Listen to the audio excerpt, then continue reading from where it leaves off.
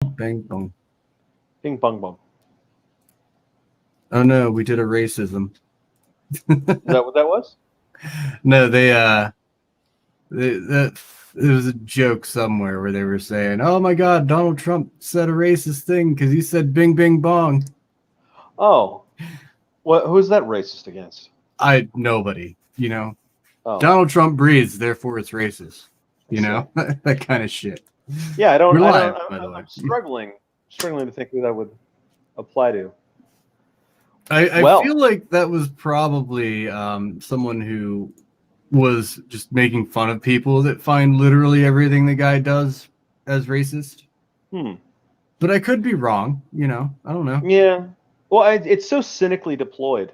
Um, it's anything that is in the interest of the party becomes politically incorrect, and so like believe all women is politically correct, right?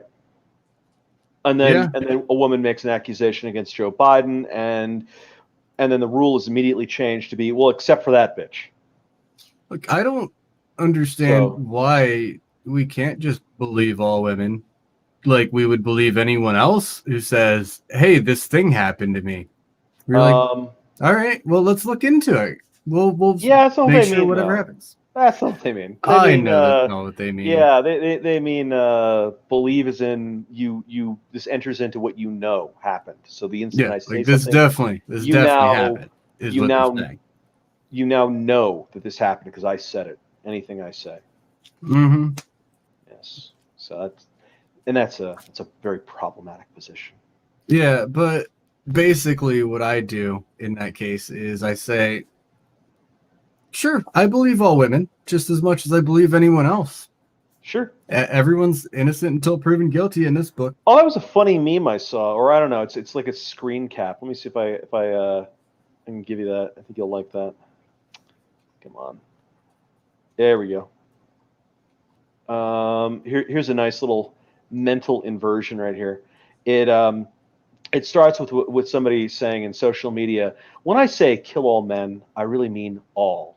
And Oh then yeah, some I saw troll this. responded, "Even George Floyd?" The fuck's wrong with you? and the person saying "kill all men" says, "Literally, what the fuck is wrong with you?" And it's like, as if it's the troll that's being fucked up here. You know?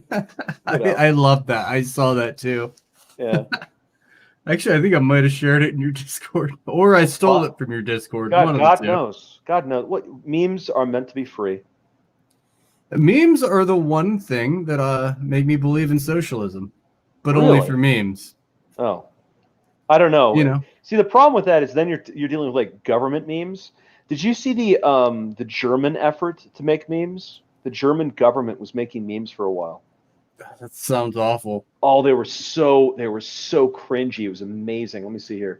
But what I German was referring government. to as far as meme socialism is No, you're gonna get it redistribution like of the the memes. NHS, man. You're gonna get it like the NHS. Can't stop it now. But like redistribution of the memes, Hmm. everyone gets it. We must seize the memes of production. Yeah. Yeah, that Yeah. exactly. Yeah. Yeah. So, what he was referring to, by the way, about that feminist, I assume, is this right here. Ah. Why did they censor kill? What do you mean censor kill? What are you talking about? You see, there's like a Oh. little dot there. They attempted to Oh. censor it without like censoring it. I don't know what that's about. Maybe they just misclicked and didn't I notice have until no they already opinion. shared it. I have no opinion. I don't know.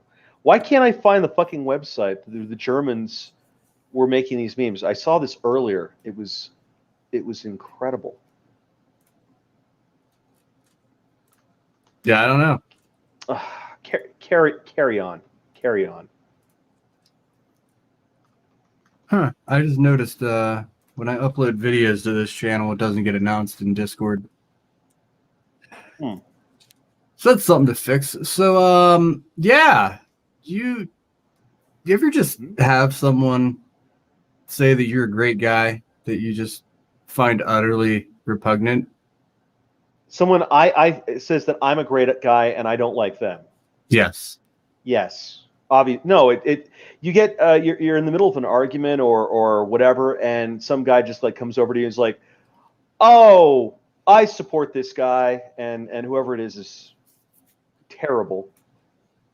Yeah. Yeah. I That's mean, honestly, you could say it on the other side too, because David Duke apparently has been endorsing Trump for Mhm. both. Oh well, this is their primary argument for Donald Trump himself being racist. Is it's that racists embrace. It's the same argument they use with the OK symbol, right? Why Yeah. is the OK symbol a racist dog whistle? Well, because some racists use it. Never mind the fact that 99.99% of the people that have ever used it have used it in no sense to any racial connotation whatsoever. So, You can't forget like, those racist scuba divers, man. right. So you get supported by some racists in a political campaign. Well, there's only two fucking parties, so they're gonna they're gonna support one side or the other. It doesn't mean that either one is particularly racist. It just means that there isn't a racist candidate, generally speaking. They don't have an option. Well, I mean, I could argue that Richard Spencer may possibly be backing Joe Biden because it's the closest party you're going to get to resegregation. Um, I don't know. I just see The these progressives go so far to the point where they go racist, where it's like, okay, we're going to start doing black only colleges. We're going to start this black only garden, you know? so Richard Spencer. This all came, I believe, from a tweet. That's like the entire source of this. There's a tweet that he kicked out, You're right and there. um, no, he gave more than that. He explained that there was like something with like the concept or the framework or whatever that they had come up with. There's some quotes down there that I think. Go down. That's what I'm doing, damn it. There we go. I deeply regret voting There for. you go. Oh, yeah, about Iran whenever Soleimani got bombed. Right. Um, I don't. I don't know what's going on with Spencer, and I don't know what's going on with these because they're. I think they're easily the most inept political movement in the Western world. I mean, not just in the United States, it's just everywhere. What, the Democrats or Richard No, Spencer's movement? the internet racists. Ah, They have almost like basically no traction. Like there are people that are alluded to be with them, but then if you ask any of those people, they're always like, no.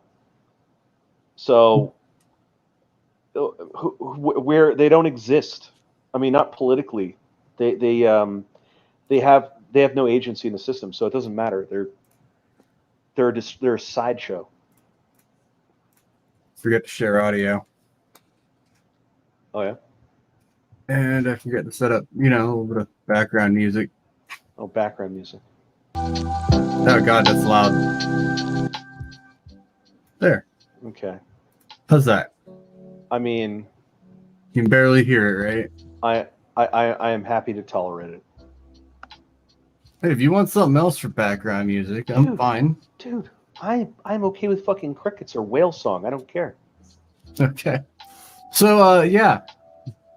Richard Spencer thinks Joe Biden's got the go, the thing. Who knows? Yeah, who knows what Richard Spencer thinks? For one thing, we don't know if this is sincere. For another thing, what does it matter whether it is or it isn't? Because I mean, one of the things he's saying is, I'm not an accelerationist, right? So he's Mm-hmm. not an accelerationist, but he's going to vote for the progressives. So as somebody who wants like white white supremacy, effectively, or at least within some region, right? So I mean, what they would argue is it's not supremacy because they just only want like a little zone here or there, right? And it's well, it's fine, but in that zone you do have supremacy.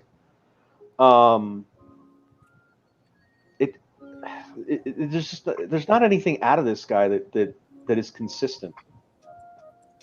I just think they're flakes. I honestly, I don't think they think things through. yeah, I honestly haven't paid that much attention to the guy. All I know about him is he's a white supremacist, and he was on CNN. Hmm. Like Right. they invited him on CNN. Of course they did. They were I find hungry. hilarious. They were hungry. Come into my mouth. Cover yourself in barbecue sauce. You know, that's it's all. And I engage with these people every once in a while on the internet, and it's all reeing 12-year-olds. Like his entire constituency is reeing 12-year-olds. I honestly believe it. It's and you ask them like the only consistent thing I get out of them is it's like 4chan poll stuff. It's I like the yeah. I honestly don't even think the vast majority of the racists on 4chan would be back this guy. Oh, I'm not saying they do. I'm just saying the guys that do that's where they live. That's fair. So I don't know. You know, but yeah, it was pretty funny because with that came the rehabilitation of Linda Sosor. Miss You mean Yep, yep. Miss we have to stop humanizing Jews.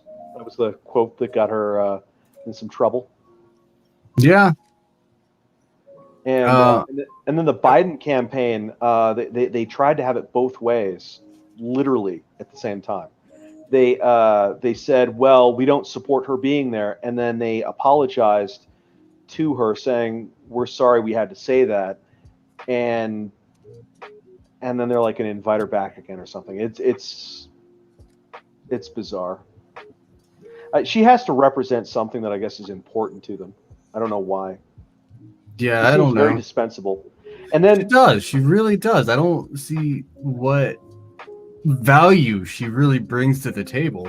no, so yeah, that was part of the DNC's cringe fest. They had Linda Sassour out there telling us about tolerance and diversity, and then they had Elizabeth Warren, who built an entire career out of stealing an affirmative action seat from a Native American at Harvard, chair the Native American caucus.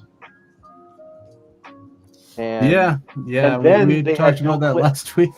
and then they had Bill Clinton show up Oh, talk to about the dignity of the fucking of how Oval one is to Office. how one was to comport themselves in the Oval Office. I was like, what? It's. I mean, if you were making a joke, these are the people you would pick. If you were having a laugh, it would be this. Yeah, That's what they're doing. So, and so what didn't happen last time is we hadn't seen the RNC thing happen. So I don't know if you'd looked at any of that. They had their own Native American thing. They got the vice president of the Navajo Nation to show up for the RNC, and he stood there and gave a speech in front of Shiprock Mountain, which is in I think New Mexico, which is a place of religious and political significance to the Navajo Nation. hmm So I mean that's Elizabeth Warren on one side, vice president of the Navajo Nation on the other. Which one of these is more authentically Native American?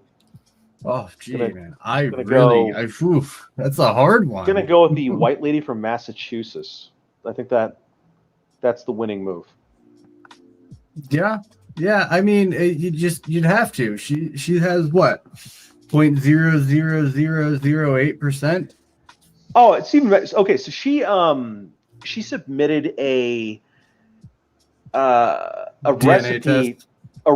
No, she said Oh, there was a book that was written called Pow Wow Chow. Pow Wow Chow. I'm not making this up. And they asked her for a family recipe to put into a Native American cookbook called Pow Wow Chow. And so she submitted a recipe that bore a one-for-one resemblance to a recipe that had been in the New York Times culinary section. She just copied a recipe out of the New York Times and said, "This is my ancestral Native American recipe. We used to make this all the time in front of the wigwam. Oh It's, I man. mean, it, it, it's almost like, they're just laughing in your face, right? Yeah, and the thing is, people eat this shit up. I don't understand it. Oh yeah, you do. Do I? Oh yeah, everybody knows they're full of shit. Do Thing is, they? yeah. Oh yeah. No, here's the secret. The people that are eating this up, they're full of shit too. I'm sorry. Did I offend you? Oh, I'm sorry. Yeah, they know, they know, they know they're You know, full of that is crap. true. It is typically whenever they do all their woke virtue signaling agenda, it's all Yeah. about power and getting more Oh, power. they know they're full of crap, and so they'll say whatever with a straight face. Oh yeah, sure, we're all gonna live perpetually on unicorn farts or something, and they don't believe it. But what is this? Hate speaker Sargon of Akkad says you could just have this conversation at a closed down Denny's and more people would see it. That's Probably. probably true, sir. Yeah. That's probably true. But I think you're forgetting one major prime thing. Hmm. Do I give a fuck? Well, I know I don't. Yeah, I don't either.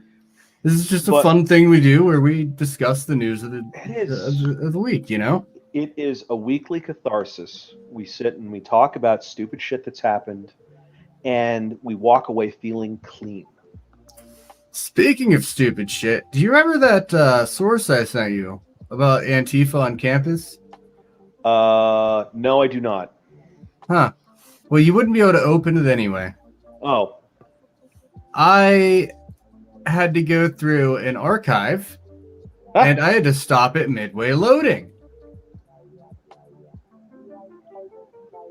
Yeah. So so basically, the article goes on to explain that Antifa is on campus and the professors are the ones who are causing them to go more radical, oh which, yeah, like we didn't already know that, but still, like, re- this was written August well, 24th, remember medium.com. the Mizzou professor who was leading some kind of radical thing at a university, and she famously got caught on camera saying, "We need to get some muscle over here," because somebody was, Yeah, I saw yeah, that. yeah, she's a professor. There's been a whole series of these outbreaks that's occurred. Yeah, and So yeah, and I'd, it's not. I'd have to agree with a lot of the popular decision of, or the idea of this is all coming from the universities and Oh yeah. just the tendrils are latching on Okay. here and Oh, latching really? on there and Really? So when infecting people everything start else. using terms like intersectionalism, you don't think that comes from the lumber industry? Oh no, I mean obviously it Yeah. comes from the lumber industry. Come on Right. now. Right. It's the Exactly. intersections of the wood. When we start talking about critical theory, that's clearly coming out of the ice cream business, right, guys? No, you listen to these people, and it's all this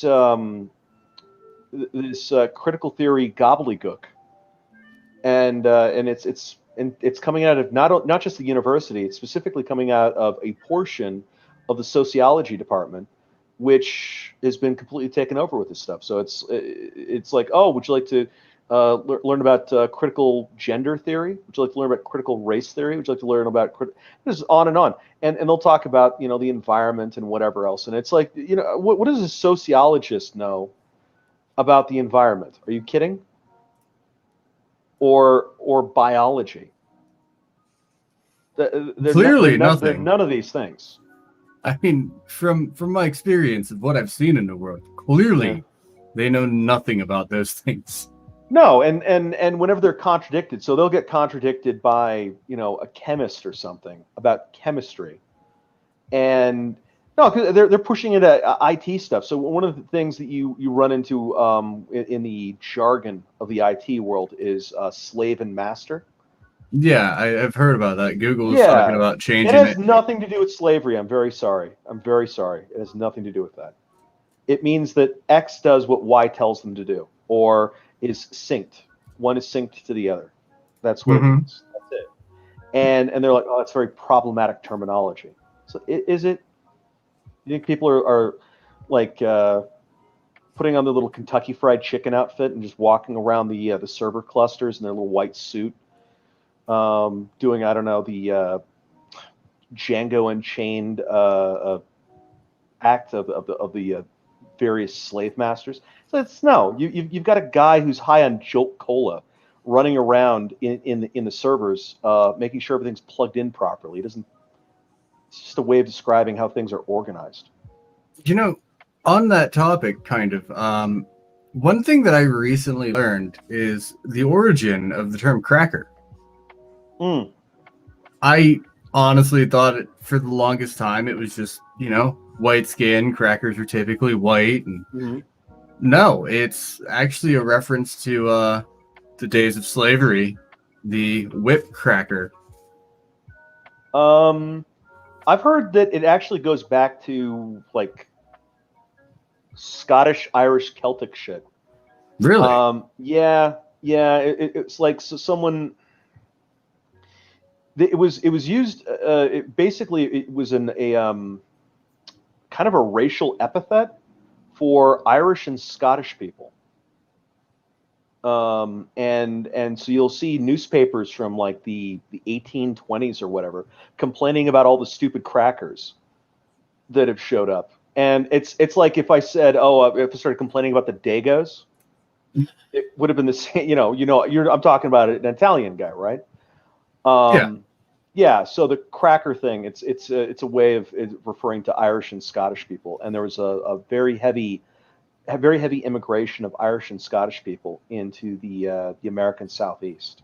So why is it Irish and Scottish specifically? Like, It's just a term that they would use for each other. They'd say that guy's a cracker, and it was it had to do with whether you were like boisterous, jovial, whether you told good stories, that kind of stuff, and so they'd refer gotcha. to each other as affectionately as crackers, and other people would hear that found them obnoxious, and they'd be like, "Oh my God, there's fucking crackers everywhere." And all these people are white.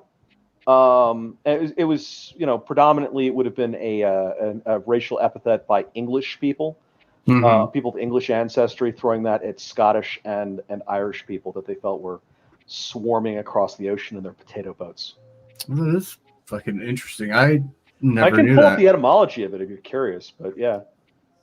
Uh, I It just blew my mind learning that one part today. Yeah.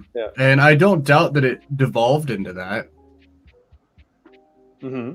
from where it originally was. But yeah, I'm sure if you ask the average person on the street, they're gonna say, "Oh yeah, they're just called that because crackers are typically white." Hmm. Like I used to think. Yeah. So here you go. Here's Wikipedia is behaving itself. Good job, Wikipedia. So I've linked you that, and if you look under their etymology, 1783, descended from convicts that were transported from Great Britain to Virginia at different times, um, and you find other uses of it that basically make it clear that amongst the kind of Celt people themselves in the British Isles, it was not meant disparagingly. It was but they used it. It was an unusual term, and they used it amongst themselves, so it got applied as a general pejorative to an ethnic group.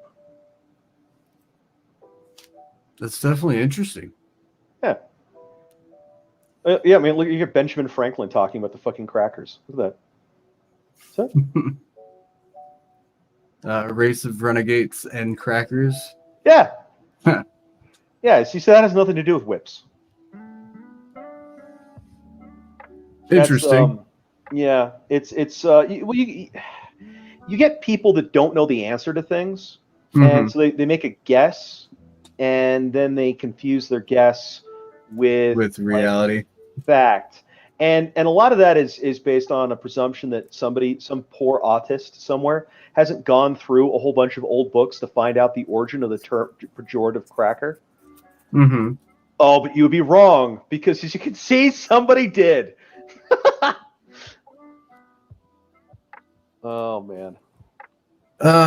So like another very interesting thing that I've been saying for a while now. Oh yes. George Floyd died of health complications from a fentanyl overdose. He was Now not murdered by Minneapolis police. you have a medical background, which I don't have. Have you read over this? Have you read over this thing? I mean, I looked at the talk screen from Yeah. the initial autopsy. So they found meth in his system. They say, according to this, they say that meth can only be detected if it's been taken in the last 24 hours. So It's typically known as a 3-day drug amongst people who have to get piss tested, because you're pretty much almost guaranteed to have it completely out of your system within 3 days. Right. So yeah. So I don't know. They're claiming like 24 hours in this article. I don't know if that's accurate. Could very well be. To be very clear, I am not a doctor, and so they said that there was trace amounts of that, suggesting that it had been taken towards the edge of their detection range. Mm-hmm. And then they said they found 3 times, over 3 times the maximum medically prescribed amount of fentanyl in his system. So I think they said nanograms is what they were talking about. So they were talking about fentanyl is fucking powerful. Right. So apparently the maximum that a doctor is supposed to give you is 3 nanograms. Is that what that says? And they found 11. I believe they actually go into micrograms typically with the dosage for fentanyl. And honestly, I don't really know a lot about the dosage of fentanyl. What we do in the military, because we do use fentanyl in the military if you're deployed overseas, is you get a fentanyl lollipop. So it's pre-dosed. You don't have to worry about what the dose is. And you tape it to their pinky. And you put their pinky in their mouth. That way, if they overdose, their hand falls out of their mouth. And it's still there for when they wake up from it. Because it's like mild overdose, essentially, where they're you don't really have to worry about it. Just keep an eye on the vitals, and you're good to go, typically. Right. Right. So but yeah, we use micrograms for that. So Well, I don't know. I was reading the notation on this, and maybe I misread it. But they are confirming 3 times, 2 to 3 times, I think, in there that what you're supposed to have. Yeah. And I can't remember what exactly they did for they said the dosage was in the talk screen that I read, but it was essentially about 2 to 3 times, an overdose. And so that is why I've been telling people that he overdosed. Derek Chauvin didn't kill him. And another thing is, if you honestly are asphyxiating, you can't breathe, there are very few cases in which you can still scream. Right. For the most part, if you're screaming, you can breathe. And that's one thing. Oh, did you see that viral video that happened recently where there was a gentleman that was getting arrested, and the police were surrounding him, but they weren't even touching him, and he just started saying, "I can't breathe, I can't breathe, I can't breathe," and there were some spectators that were watching this guy, and they're like, "Come on, man, come on." They're not even touching you. I actually did not see that, but that sounds pretty funny. It's pretty silly. So yeah, it's people are gonna say stuff. It's the same thing where like some guys were getting arrested and they were like, "Oh, I have COVID-19," and they're like, "Is that going to cause me to not get arrested?" And the police are like, "No, get the hell in the back of the squad car." Well, that's another interesting fact. Try stuff. That's another interesting thing. I was under the impression that George Floyd tested positive for coronavirus. So By the standards of how we record corona deaths, That is he, in true. all intents and purposes, died of He coronavirus. died of coronavirus. Another brave soul struck down in his prime by the Wu flu. And if anyone's not familiar with that, the only requirement for dying of coronavirus is to die and also have coronavirus, and then you are considered a coronavirus death. Yeah, I mean that's definitely been the allegation that there's been some doctors that have been whistleblowing this, and they've said that that's what's happening at their hospitals. I don't know how widespread that is. One of the things that makes me crazy about these media firestorms is there isn't a concerted kind of autopsy on the story that happens later on. So, for example, we had the craziness with the Parkland shooting, and everyone was like, "Oh, America is an out of control gun culture and whatever." Mm-hmm. Well, okay, fine. And but did they then actually look at the statistics? And they didn't. They didn't actually No. go through it. And so the people are just kind of getting gish galloped by the media, where there's just like one sensationalized story after another that nobody looks into particularly, and they don't realize how much of this stuff is just garbage. You mean like shooting a guy 7 times, an unarmed man 7 times in the back in front of his 3 children, Oh who was well, trying to break up a fight? right, right. Our hero. Gotta love that. Yeah.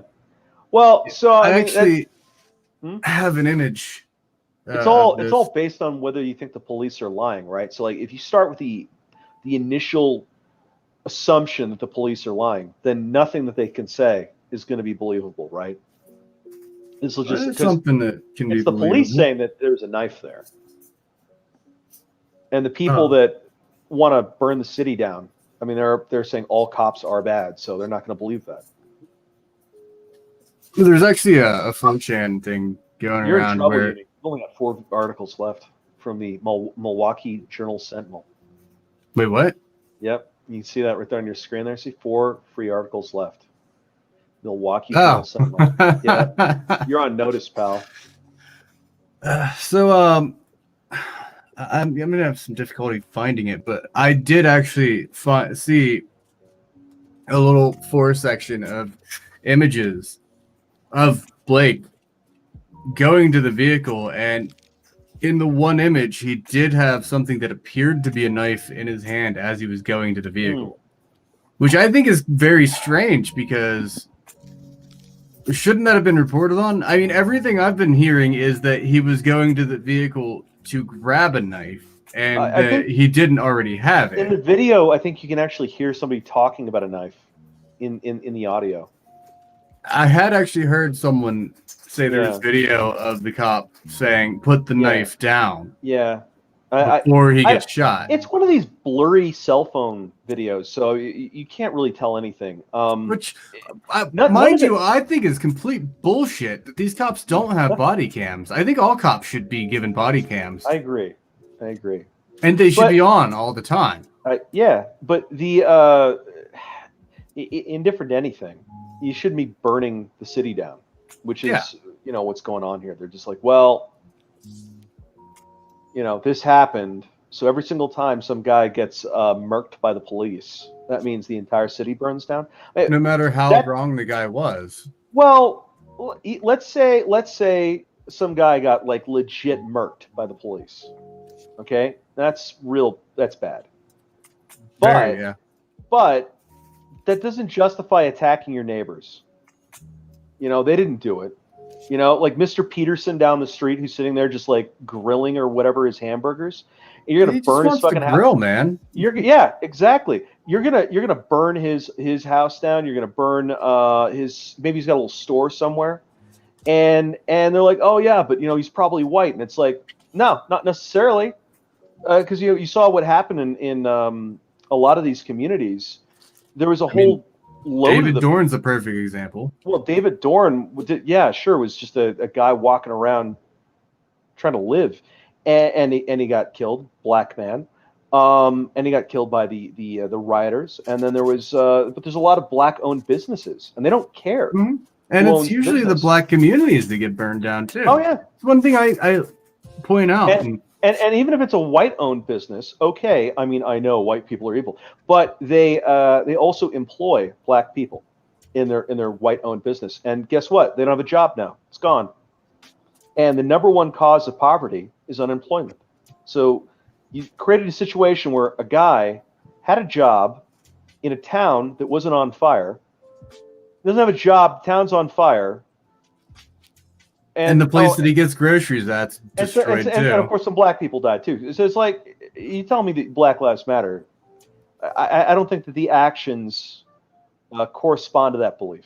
So, not to mention the fact that they claim they want to make this country less racist. At least I assume. I don't think I've honestly heard any of them say that, but I assume that's the big thing that the riots are all about, right? Right. Well, I'm pretty sure they're making more racist people in the process of these riots than there have been in this country for a long time. Sure, I mean, people are going to go in that way. I think that a lot of this is done with an idea that they could intimidate people to vote their way. This is the same fallacious position that Al Qaeda came to. This notion of we can make the Americans submit by crashing airplanes into their buildings and stuff. And what they found was it actually just pissed the Americans off. It didn't really get them what they wanted. And by the same token, I don't think Antifa or their political allies are served by this. I think they thought that they could get what they wanted by being chaotic and trying to scare people. And I think all they're doing is they're just pissing people off. Yeah. I mean, it's equivalent to the Hillary Clinton. I guess that closed it. The Hillary Clinton campaign of 2016, where she campaigned 100% on, I'm a woman. Yeah. It's my time. And if you don't vote for me, you're racist, sexist, misogynist, xenophobe. You're deplorable. You're deplorable. It doesn't work. All it does is piss people off. And they're like, no, I'm not that. Fuck you. Yeah. No, it gets a lot of people that otherwise would not be paying an enormous amount of attention, would be inclined to kind of just passively vote for you because they feel tribally obliged to do so. It's like, well, my father voted this way, and it's always been what my household does, and the other side is evil, so we're going to do this. But you may have that in your head, but then if your city starts to burn down, you're going to reevaluate. Yeah. So that's the danger, and this is actually a pattern. They should have known that this was a danger because in the race riots of the 1960s, that actually has been statistically shown to have helped Richard Nixon. Now, which in no way suggests that Richard Nixon was himself, against the civil rights movement, because I don't think there's any evidence he was. But there was a notion that the whole thing was kind of Democrat aligned or something. But the riots scared people, and they were like, okay, I'm going to vote for the people that are going to keep order in the streets, and then we can have a conversation once people aren't setting things on fire anymore. But you can't talk about things when your city's burning. Yeah, and they never fucking learn. No. I'm not going to show a video of it here. I don't think I have that in there. Let me double check. Yeah, I'm not going to show a video of it here, but they actually they rioted in Minneapolis again recently.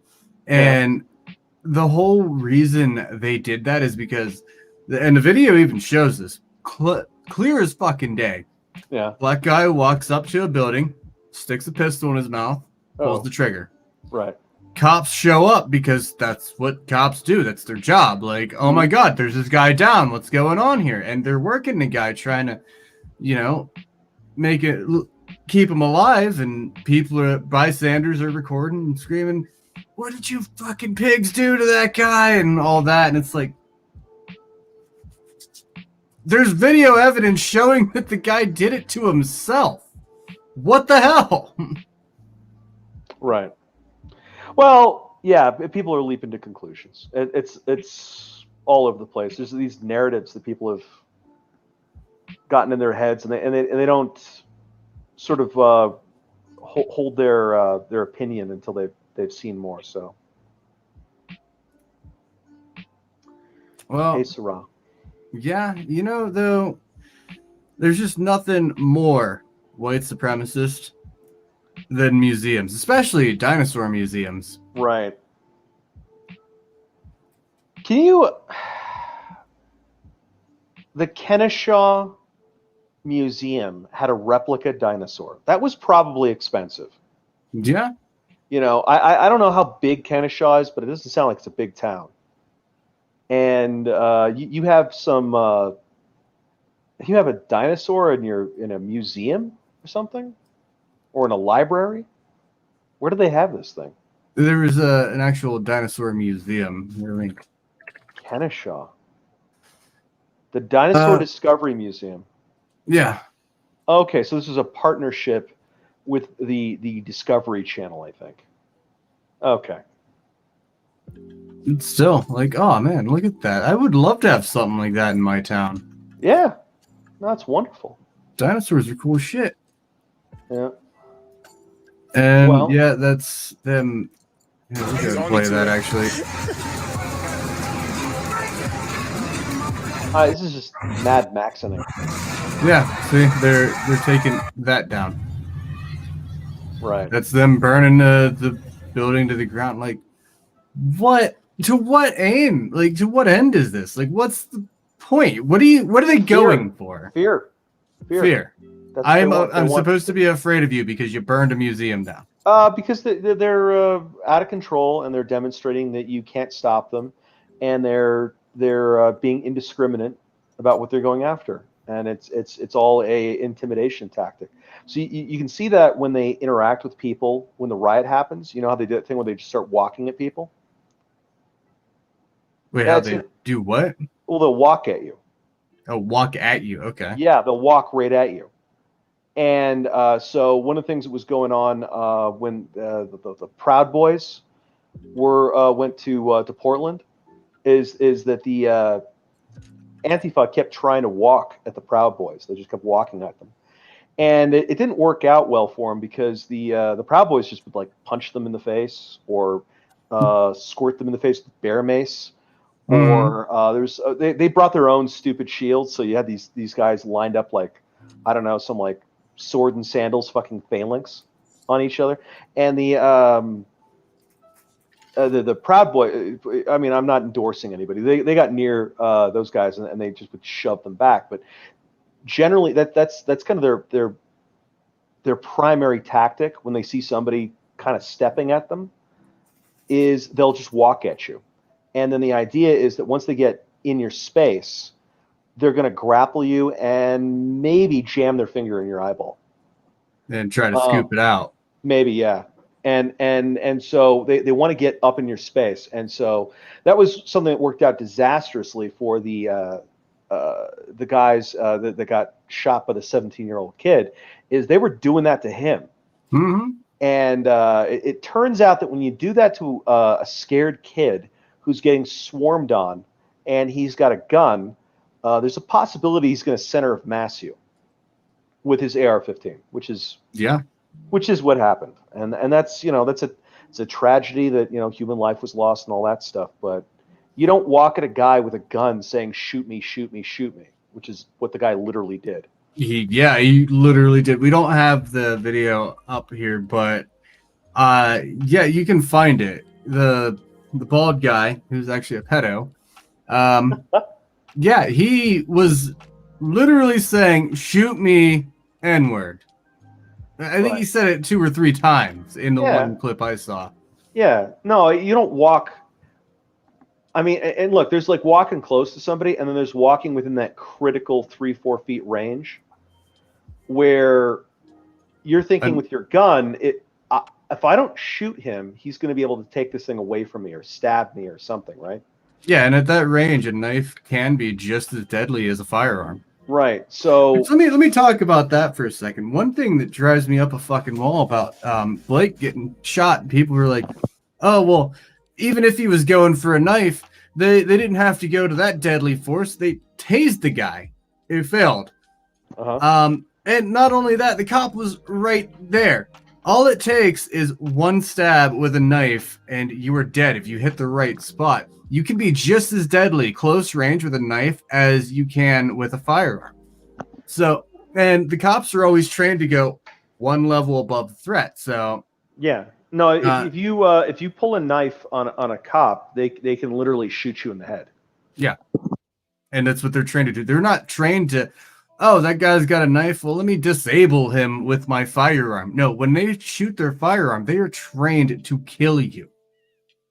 Yeah. So word to the wise: if people want to get tased, um, keep your hands open. Don't have any weapons in your hands at all. You can if you're sitting there punching people, then the police will probably just tase you. Typically, So yeah. yeah, so if that's what you want, if your goal is to be tased, it's like the kung fu movies, right? You've seen those kung fu movies where some guy's fighting Bruce Lee and he gets a knife. What happens to that guy every single time? He usually gets his ass kicked. No, Gets he the knife normally kicked out of his no. That guy hand. normally like gets stabbed with his own stupid knife. Is normally Oh what yeah, happens, yeah, right? yeah. Like the guy that comes at Bruce Lee like swinging his arms around, he's just going to get kicked in the head, right? I mean that's what's going to happen. Mm-hmm. The guy that comes at Bruce Lee with a knife, that knife is going in his neck. Then you can even go further. The guy that comes at him with the gun is usually forced to shoot his own friends and then shoot himself. Yeah, I mean, basically, it's a trope of the kung fu movie thing where they it's seen as dishonorable, and so they kind of make an example out of you in the film, and then it goes back to what they really want to do, which is have the kung fu fight. So, on the topic of Antifa, getting close up, I have this really funny clip. I love this. This is so good. This is one of my favorite clips of all time. It's in Portland. As you can see, there are police here.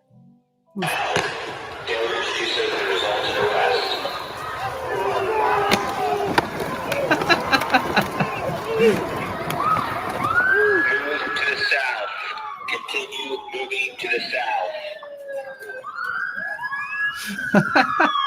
No, it tells you how much of this is a direct product of the police being told to disengage. Yeah. How many nights of riots have the people of Portland endured? I think it's over 90 at this point, isn't it? If Something it's like that. not over 90, it's at least close. It's like to 90. it's like 88, if not 94, but whatever the hell, it's somewhere in that zone. And what if literally every single night of riots was preventable by just having the police go out and shutting it down? Wait, what's this? What if?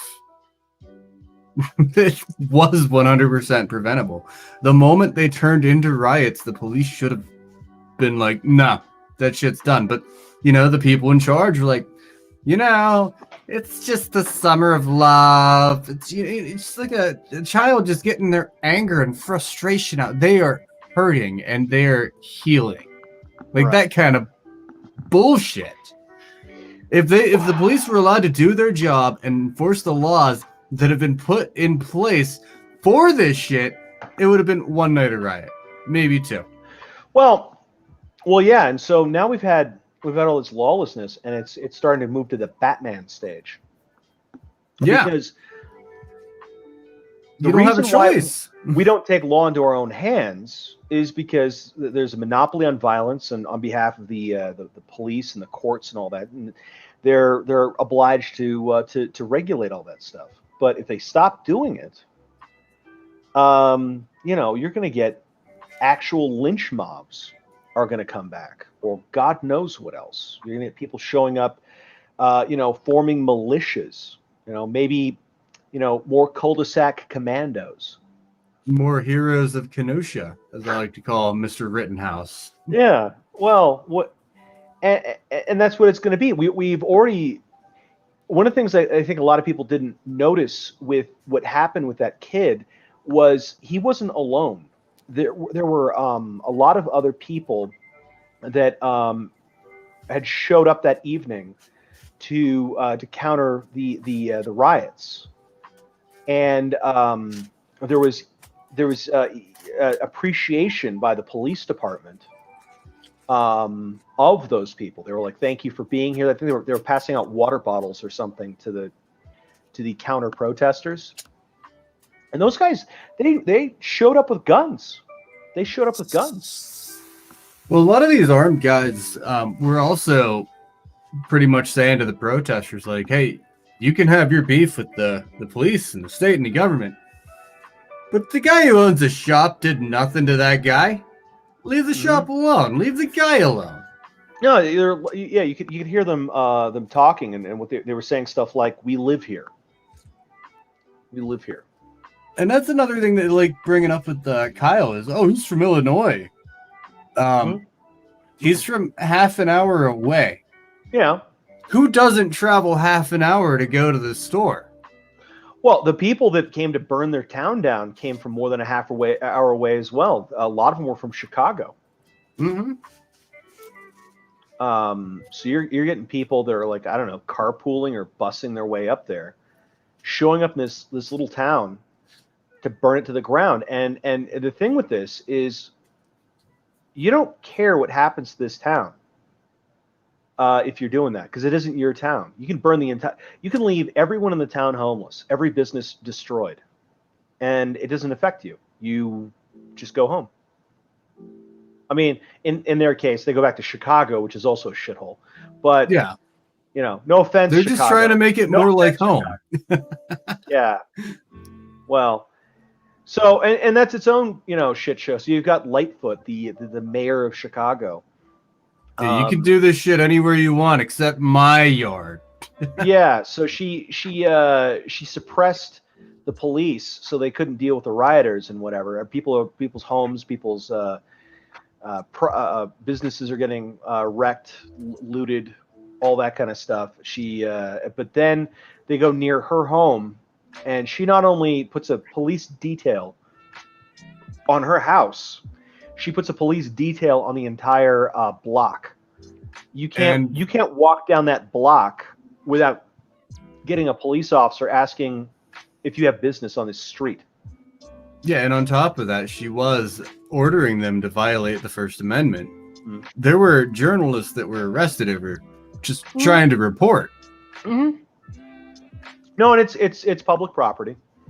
And when she was queried about it, what she said was, and this is the most amazing comment I think I've heard out of Miss Lightfoot.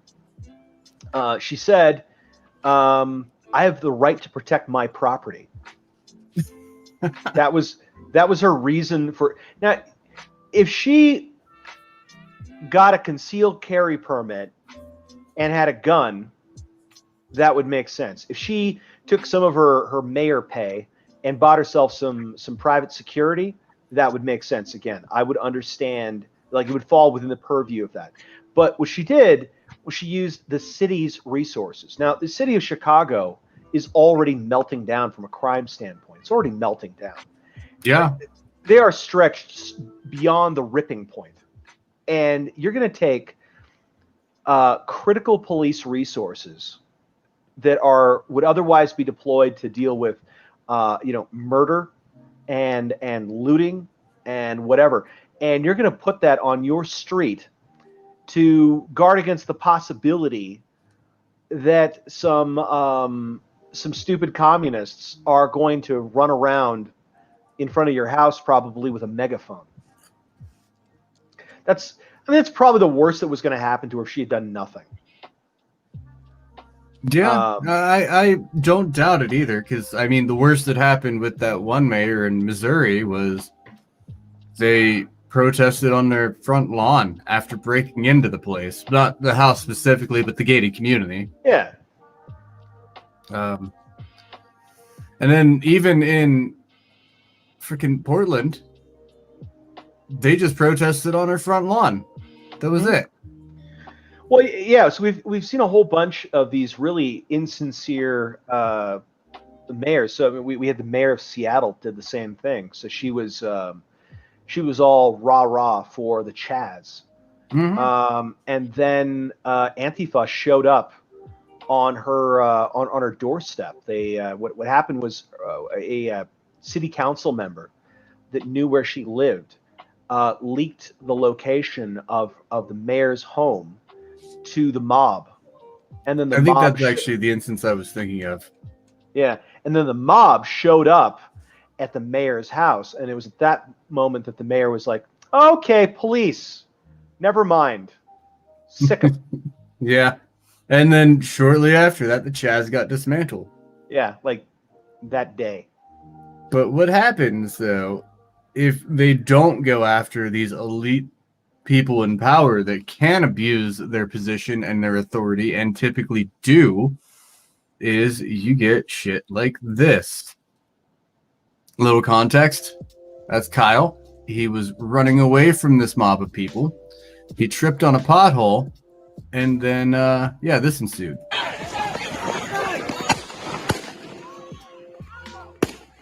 Dead. Right there. And then, here's some critical shit. So, right here, I want you to notice, like, this guy here. Yeah, he goes to charge. He goes to charge at him. He stutter steps. And while he does this, Kyle raises the weapon up, draws it on him, and the moment Kyle sees that he's not advancing, he lowers the weapon. But the moment he continues to advance, the weapon goes right back up. I don't think I went back far enough for it. Yeah, see? It's just like that, too. Yeah. That guy, that kid has way more control than I do, because the moment he charged at me, hey, you're done, man. That's it. Yeah. Well, so this kid's life is going to be dominated by crazy court shenanigans for at least the next year. That's 12 months of his life going into that. Yeah, but he's going to come out rich at the end. I would be surprised if he didn't. I wouldn't be surprised if they didn't put him in jail. Honestly, I've seen crazier stuff. Look, here's the thing you got to look at with this. It's what the jury says. So if the jury wants to crucify this kid, he's going to get crucified. So it's a real. I'm not saying it's going to happen. I'm just saying I wouldn't be certain of anything. You don't want to predict the outcome of a court trial. If the kid gets a lawyer any lawyer that's worth their weight in salt, he gets off with, at most, a slap on the wrist. Yeah, with a fine. fair jury. With a fair jury. But what if he doesn't get a fair jury? I imagine the amount of money he's going to raise, he's going to get the most soulless lawyer he can find. Because, the more soulless the lawyer is, the better they are at their job. It doesn't hurt. But the juries are very vulnerable to politics. They're very vulnerable to narrative. There's local biases. I mean, one thing I can't read Wisconsin. I don't know what their sentiment is, because they vacillated real fucking hard. Like, so do you know what happened with their governor? So they used to have what was his name? Scott Walker. They used to have Scott Walker as their governor, Republican governor, and he was doing a big union bust thing. That was what he ran on. Like, he didn't surprise anybody with it. That was how he got into office, right? Mm-hmm. So he does it, and he passes things through the legislature and all that stuff. But he only has one term, because what happens the next term is the school superintendent is now the governor of Wisconsin. It went from Tony Evers was the school superintendent. Yeah, exactly. Of instruction. That's what Wisconsin calls their school superintendent is the director of instruction or something. But yeah, so they're vacillating. I don't know what their politics are. I don't. You know, they look like they're kind of a rural part of the middle of the country, and you might look at that and go like, well, it's probably going to tilt one way or the other. But I think it's more of a swing state. Then they elect this guy, so like I don't know. I think it's more of a swing state. Yeah, I'm pretty sure it's going to be right after this, though. yeah. Well, you'd think. So a little more context to the end of this clip, though. He's back there, still trying to cover his six, but he's making his way up here towards the police. Uh-huh. And a lot of people were commenting, "Oh, the police didn't shoot him because he's white." No, the police didn't shoot him because as he approached the police, he kept his hands up the whole time, and he complied with what they were telling him. He did not do any jerky movement. He did not try to grab his rifle again. He just kept his hands up. Life hack there. 9.9 repeating. Times out of 10. If you follow those rules of no fast motions and comply with the police, you're not going to get shot by the police. Mm-hmm. Someone actually brought up a point of the one guy who was a behavioral tech. He was lying on the ground and he had his hands up and he ended up getting shot. But I'm not defending the cops that shot the guy, but I did say that goes against what I stated because he was with an autistic kid who was not complying with police. Mm-hmm. Granted, the police shouldn't have shot him to begin with. I'm just saying, like,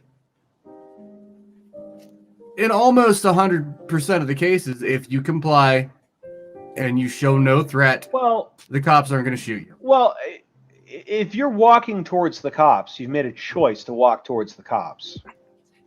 So you're surrendering. Yeah. So how do you surrender? Do you not know how to surrender? Everybody knows how to surrender. What do you do? If you don't, I'm sure we can get some French people to explain. Yeah. Well, I mean, if you're going towards the cops and your intention is not to surrender, then what is it? You know, what, you're attacking them? Because that's what they're going to think. You're coming at me with a gun and you're not surrendering? Now I'm thinking maybe you're a threat and now you're going to get shot in the face. Was that your intention? It's basic bitch stuff. So it really is, and it's not that fucking difficult. Yeah.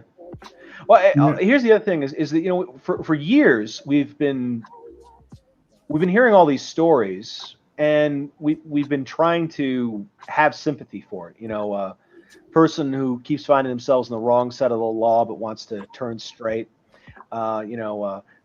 Police being rough on people in a part of town that's known to have a kind of a very strong criminal presence, and you know that's difficult being a kid growing up in that environment.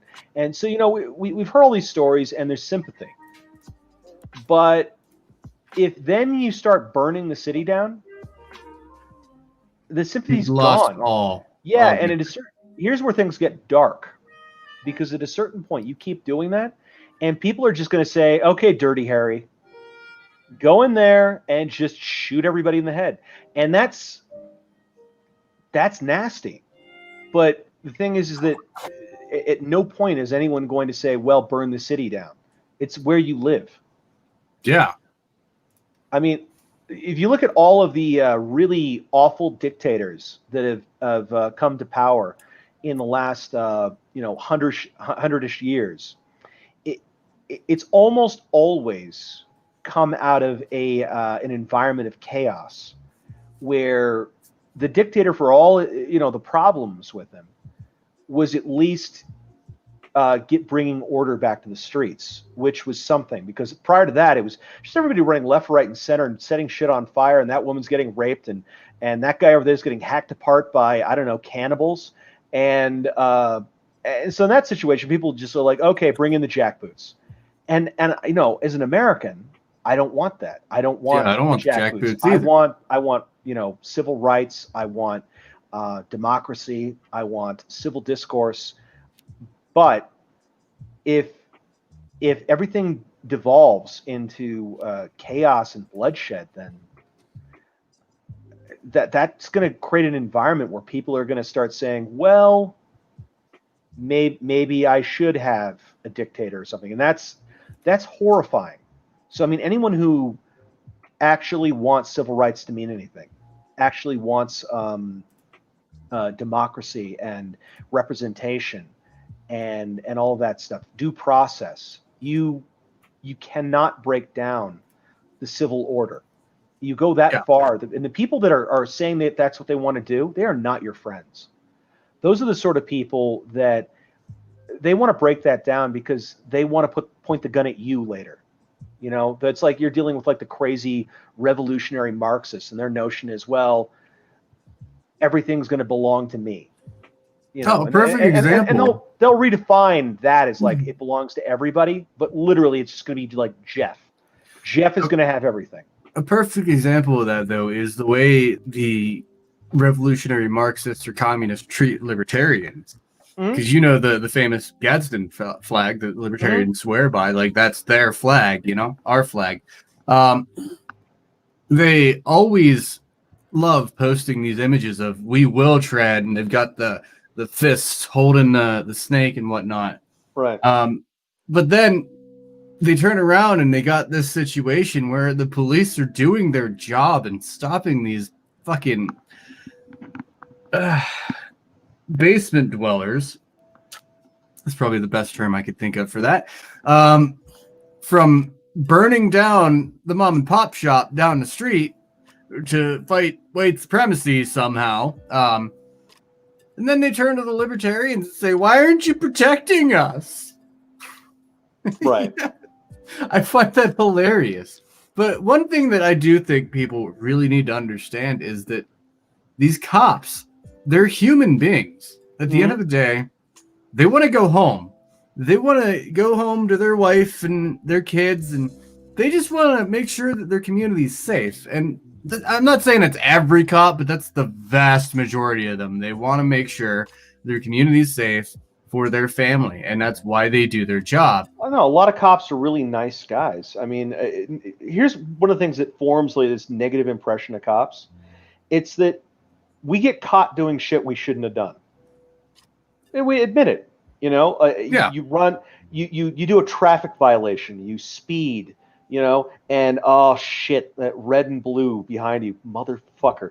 And then he's like, oh, you have your registration, and you're like, oh well, you know, I've let that lapse a month. It's like, oh, that's unfortunate. And this tail light, did you know that's out? And you're like, yeah, it's been out for 6 months. And you know, all these sort of things that happen with people, where you know they're doing that, or you just something else. Like maybe you get drunk and you decide that you've decided to be an asshole this evening. You might get the cops called on you. Maybe you're having a party. It's gotten really loud. The cops might go knock, knock, knock. Sir, do you realize it's 2 a.m? You're blasting this out on a Tuesday afternoon. Are you aware? It's one big reason I enjoy my privacy. I can do that if I was so pleased, and my neighbors aren't around to hear it. Sure, yeah. So like somebody does that in like an apartment building or something. Yeah. And so we've got this. Normally, when the police interact with most people, they see it as an authority figure that is telling them what to do, and there's always the implied or explicit or else. You know, you will do what I say or else, or maybe you've already crossed the line. You know, the or else is already happening. But so that it frames the police in a negative context. But the thing is that you rely on them to defend you when shit hits the fan. You know, if somebody starts aggressing on you, you know, you've got criminal behavior in the environment. You rely on the police to make that right and to keep that from becoming endemic. And we forget that a lot of times. I think we focus on the negative aspect because it's more emotionally impactful. And you know, later on when we call the police to help us, we are inclined to kind of look at that and go like, well, you know, you're just doing your job, which is unfair if on the other hand, you're not saying you're just doing your job when you give me a parking ticket or whatever. It's the same thing. And I feel like They're just far too doing many their job. people have this kind of impression of the cops. Yeah. And, that's unfair. It's extremely unfair. I don't know, But man. What are the statistics on cops drawing on babies? I would wager that it's damn near zero, I mean, if not zero. it could. You It don't. You could don't be a think that's thing. like a pattern? But the thing is, they're more like this guy. This is the body cam footage of this one cop. Here's this suspect. He's got two weapons that are similar to cyanides. We don't really get enough of a view of it, but right here you can kind of get a good view of like that is clearly he's carrying two weapons, right? Right. You may not be able to tell exactly what they are, but they are two weapons. Right. I'm gonna play a little bit of what happens, and then I'm gonna skip to his reaction to how he had to act. Oh. You're gonna get tased. Step back. He just tased him. Step back. You will get shot.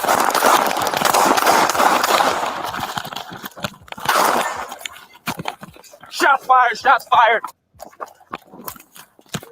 450 headquarters. Shots fired. All right, so the guy got tased, and he kept coming. Yeah. And the cop really was given the choice of, you can have your life ended right here, as far as he knew, or you're going to have to end this person's life. Well, the fact that the cop was trying to use a taser in the first place in that situation was mercy, because by my understanding of the rules that the police follow, the instant you start pulling a knife, they can just start shooting you. Yeah. Right there. So as we said previously, if you want to get tased, what you do is you keep your hands open. You don't have anything in your hands. If you get a weapon, they can shoot you. All right, so another officer, this is where the body ends up lying. Another officer reports to the scene to, give assistance. And you can just listen to this original cop's voice in this. Right. He charged me, man. I almost fell. Hey, take a breath. I tased him first, and I told him. Hey, I need to approach him. I need you to come with me, okay? Take a breath. I'm gonna put my gun up. Yep. Take a breath. Now, I'm not gonna lie, that kind of brings a tear to my eye, because that cop, he didn't want to do that. No. You can very clearly hear it in his voice. He's like, he didn't give me a choice, man. I didn't want to. Yeah. No, you can see this out of police officers that are in rough towns and are veterans of the force.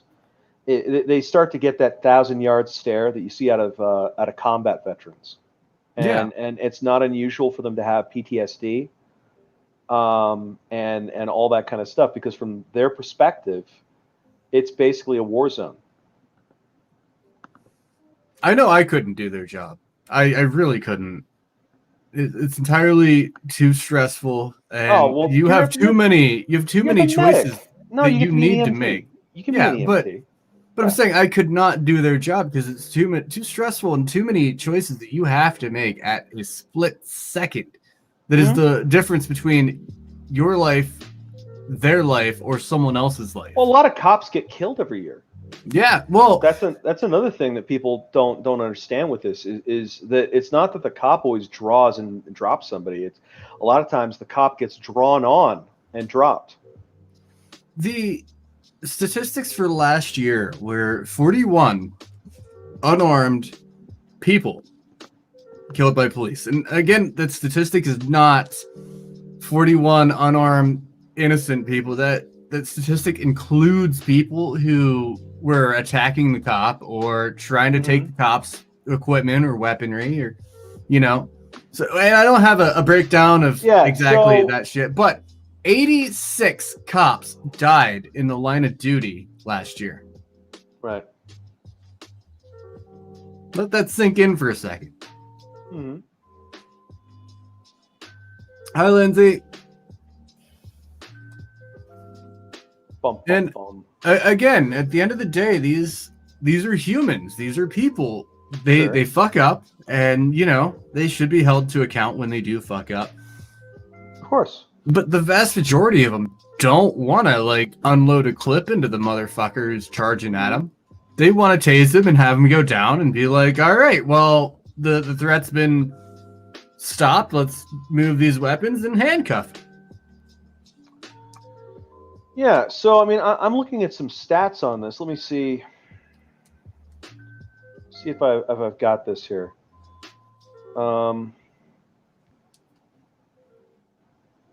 Yeah, so it's about 150. As of in 2018, there's about 150 police officers were killed that year. And that's an extremely high number if you understand how many police officers there are. So if you look at the number of, so in my city of Los Angeles, right? Okay, we've got about think of 500 murders in the entire city every year. So it's around there. You know, it might be 600 one year or something like that, but it's about 500. And so, you know, you have the 500 divided by that total population. That gives you the propensity of someone to be murdered in the city of Los Angeles. Which is less than 950,000. Well, how many police officers are there in the United States? States? You know, this so is like, 2018. So less than 950,000. Oh, no, that's 1.2 million. I thought that was 1 million. So yeah, you get that number there. I don't know the graph well enough, but then if you go even lower here, that looks to be a bit over 600,000. we had it's about 700,000 police officers across the entire country. So let's pull the calculator out. So you said 700,000. Yeah. Divided by 500, well, you said, right? It's 686,000, but yeah. You said 500 were killed in the line of duty? No, I said that about 150. 150. Yeah. You know, I should have done that the other way around. I'm an idiot. So, roughly 2%. Wait. No. Yeah, I'm stupid. Look, the point is, it's a dangerous. Could you imagine if it was 2% though? Well, it's not 2%. It's not 2%. Yeah. But it's a higher number than the general population is dealing with. It's a dangerous job. And quite frequently a thankless job too. Well, not only is it frequently, well, police officers get thanked, but they do, but more often than not, they get swore at. It's just a rough job. You know, there are people that get paid as well and better than police officers without risking their lives that way. Yeah. They don't have the stress. They don't have the nightmares, and they don't have the risk of their life. And and people. You know, it's very in vogue these days for everyone to say, "Well, I'm empathetic." And one of the things you run into with people that say that is they're almost always full of shit. Like they're not really empathetic. What they're really saying is, I'm narcissistic, and I have feelings that I think are more important than everything else. But I don't actually know or care what you feel or what anybody else feels. I get teary-eyed at rainbows. And it's like, that's not what empathy means. I have a perfect example of someone who probably fits that bill. Oh, yeah? Joseph Rosenbaum. This guy? 36. Yeah, he was the first one that Kyle shot. Right. I believe in the video. I know the guy, but I don't know what you're connecting to. The kind of person who probably went around saying, I'm an empathetic person. Maybe. I don't know. He looks like a thug. I was using it as a goddamn segue, all right? Fuck off. Yeah, I'm not letting you have that. This guy just looks like a thug. Really, if central casting for a movie was like, can we get like a bouncer for like a biker bar, or some guy that's gonna pull a knife on somebody in a dark alley or something. You could see this guy being the one that they're like, oh, hey, Joseph, you get the part. Congratulations, you're gonna stick up an old lady in the movie. Yeah, no, I can see He looks that. like a thug. So, from my I'm not saying he understanding, is. I mean, I'm stereotyping because he's a big bald dude, but from my understanding, though, he threw something at Kyle before Kyle shot him, and he was charging him.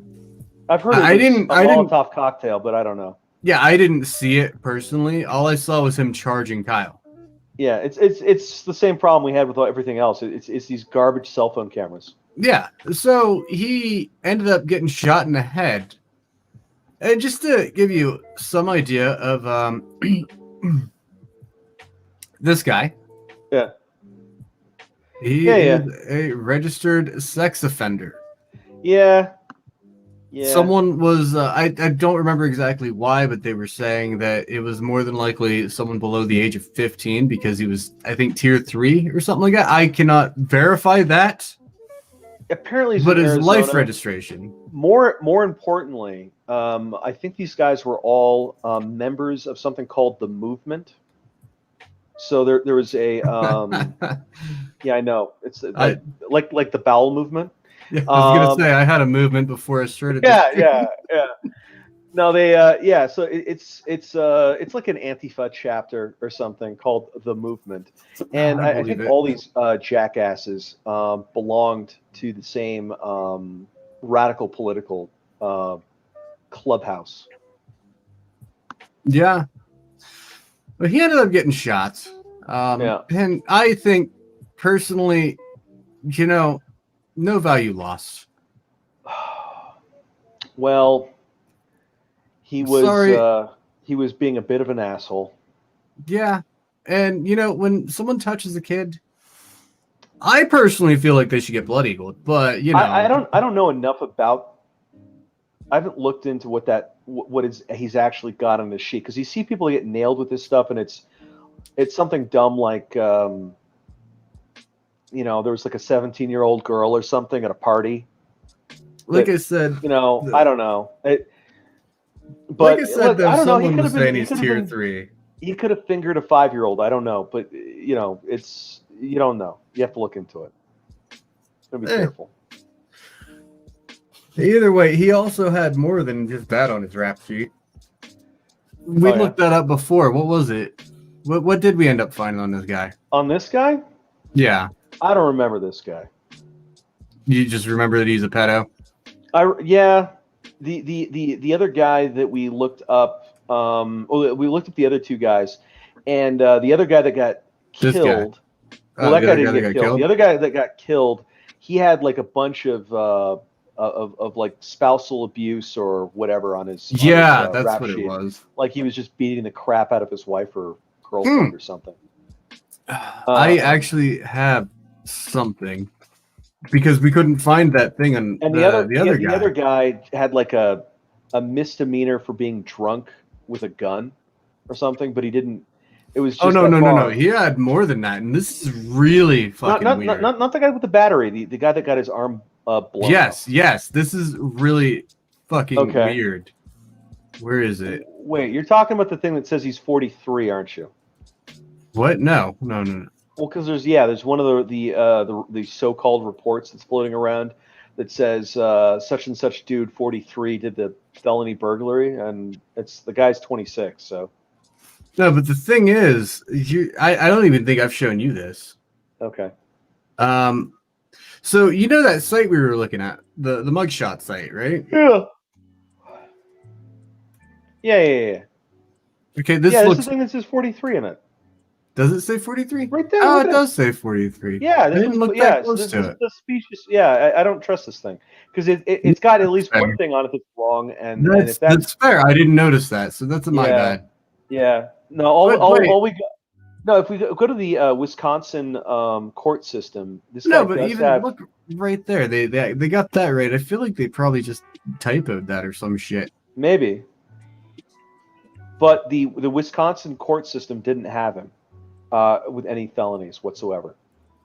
The worst they had was a misdemeanor, drunk and disorderly with a firearm. And I'm honestly curious right now. But it's only got today. Well, yesterday. Well, Sad. Okay, so you can't really look into it on there No. to verify on a separate archive. So No. that's fair. It says 43, but it's got his birth year in there, so that's the really weird thing too. Well, yeah, I have no problem with that really, but the thing is that it should show up in the Wisconsin court system then, and it doesn't. Either way, they're all three pieces of shit.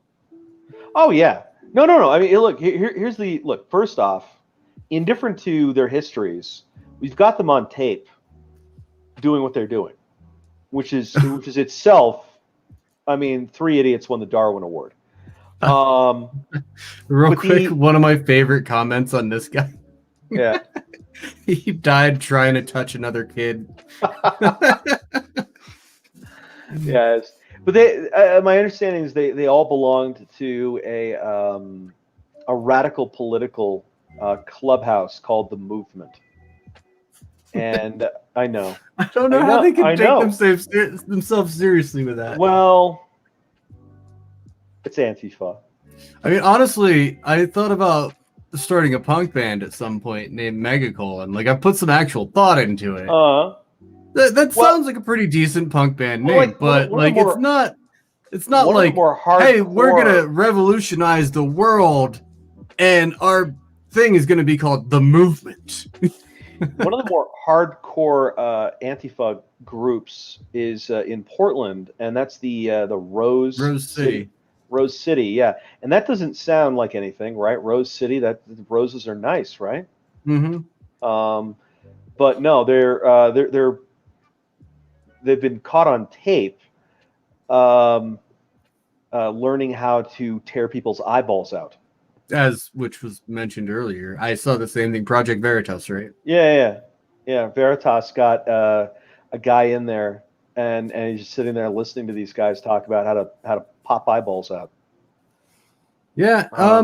So that's Rose City. So I mean, don't judge a book by its cover. So if somebody calls themselves the Movement, they might just fucking kill you. Yeah, or attempt to, and then get shot. Or Yeah, as libertarians like to call it, fuck around and find out. Yeah, their KD ratio was not great in that particular altercation. I'm kind of curious what the award is in COD.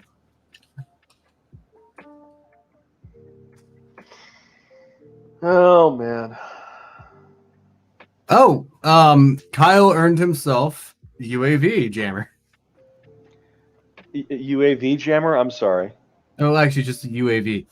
He can scan the map for 30 seconds. He had a kill streak of 3. Well, no, it wasn't a kill streak of 3. It was 2. So I see. All right, you got me there.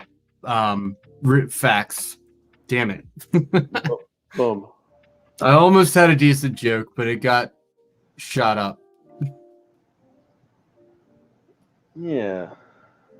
Yeah, so I'm not upset about these three getting what they deserve for being pieces of shit. Anyone who's burning my city down is someone I'm going to side against. Really, I really don't care who the fuck it is. Fuck off. Yeah. You burn my city down, you're dead to me. You're dead. I could think of at least one exception to that. If they're doing a controlled, planned building removal, and that's part of the process. Shut up. But they don't typically do that. Argumentative and autism. What is this? Jesus. They don't typically do that with burning, though. Mm-hmm. Yeah. No, I'm obviously mean this exclusively to people that are doing vandalism and intimidation tactics and so on. It's literally terrorism, is what it is. Really is. It really is. It's unironic, literal terrorism. Full stop. And it's these guys need to get labeled terrorists, and then we need to open up a RICO on them. I would love to see what would happen if the FBI just started following the fucking money. I'd love to see what would happen on that. Because these guys, they've got clubhouses. Okay, that means that they're paying. They've got a lease for that building. They're paying. Yeah. You know, there's a landlord. They're paying that. And either the landlord's donating it, and then I'm looking at him, or it's just some guy who's renting the space out. And then you look at all that crap that they. So there's like a whole bunch of Antifa jackholes walking around in Portland, shaking their fists. And then some van pulls up alongside them and just starts handing out weapons and handing out shields. They're all And handing out bricks. whatever. Yeah, all this stuff. And it's like, well, where did all that come from? And you're like, oh, well, it's just people donating. Well, To Black Lives Matter. which people? Because if this was if there was like some kind of Islamic thing going on where they were burning this city down for the greater glory of Allah, and there was like some guy that showed up with a van in the middle of that and just started handing out bricks and weapons and incendiaries and all kinds of stuff to the crazed people in the street, you'd want to know who that guy is. You'd want to know who's the guy with the van, and you want to follow that up. And You want to follow the money chain. They've done this, and it almost invariably leads to like a kind of a shockingly small circle of diehards that have worked out the organization, the funding, and they rely upon hiding behind this ever-shifting sort of sea of faces, which are themselves not especially dangerous unless they get activated. I honestly wouldn't be surprised if they get a lot of their funding from Act Blue. I don't know. I don't know. personally refer to Antifa as the new KKK, the militant wing of the Democratic Party. No, Because don't get it twisted with history. The KKK was the original militant wing of the Democratic Party. Oh yeah. No, they absolutely were affiliated with those politics, but I think it's worse than that because there's allegations of them being connected across national borders. So we could be dealing with what is actually international terrorism. Because if you look at Marxist ideology, that doesn't stop at the U.S. border. There's a shitload of people in Europe and so on that are very into that stuff as well. The leader of Rose City Antifa, though, is in Sweden, isn't she? My understanding is that she immigrated to the United States, or her husband did, something like that. I'd have to look at it again. And I think they come from Germany. Huh. But I thought their current place of living, their current residence was Sweden, is what Veritas had brought out. They might. But again, I could be wrong in that too. There are allegations that they're getting logistical and technical support. I don't mean like, with their email. I mean getting help with, learning how to attack the police and how to intimidate a crowd from European sources. And you mean like those mysterious bricks that kept showing, pallets of bricks that kept showing up? Well, I don't know about that. Some of those actually turned out to be entirely innocent. There were actually construction projects that were going on. Yeah, but there were also a lot that weren't. I don't know. You'd have to follow each one of them down. I do feel like there could be a paper trail found through that leads to something. I don't know. If I go to a Lowe's and I buy a bunch of bricks, I don't know what kind of paperwork is on that. How many bricks does Lowe's sell in a week? All of them. Yeah. All of them. Pretty much all. Yeah, and I could pay cash if I wanted to be sneaky. So, good luck.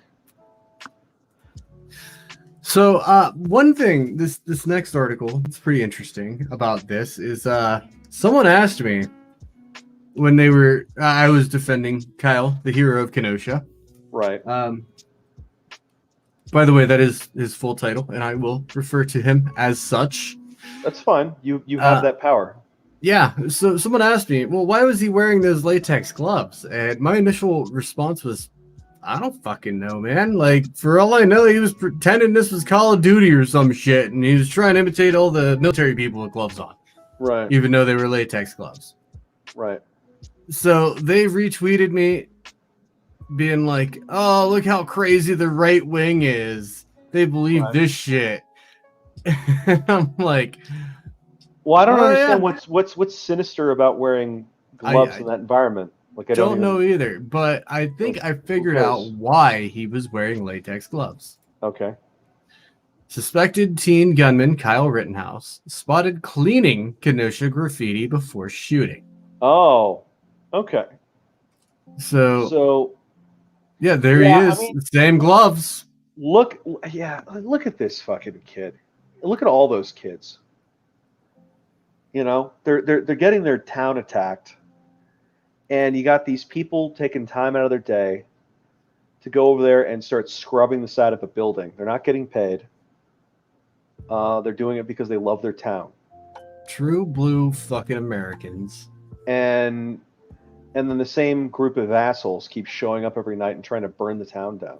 And shitting all over them too. Well, it's gonna make you angry. It's gonna make and justifiably, and the you can say it's not the place of whomever to take the law into their hands. Well, then the police have got to do it.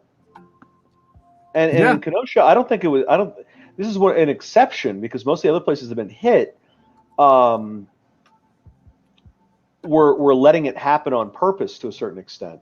Mhm. In Kenosha, I think they were just overwhelmed. I mean, I don't know how many cops this town has, like 20. Oh, they were most certainly overwhelmed. What are they going to do? And they, Wisconsin was one of the first states to be like, "All right, we will accept federal." They initially said no, but then they changed their mind, and they are accepting federal agents to help handle Yeah. the situation. As you can see in this video here.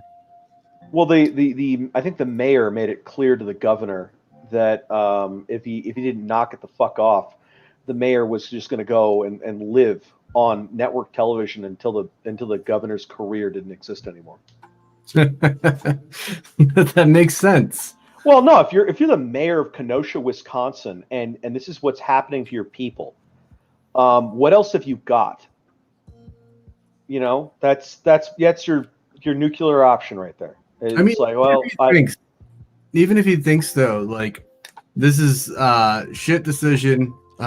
I agree with these riots and everything, but I'm also a selfish piece of shit, yeah, and I want to get reelected. yeah. Like this is how you do it.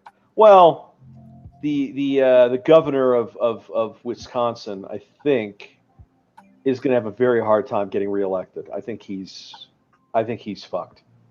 Yeah, I'm pretty sure. Like I said, I'm pretty sure Wisconsin's going right after this. Yeah.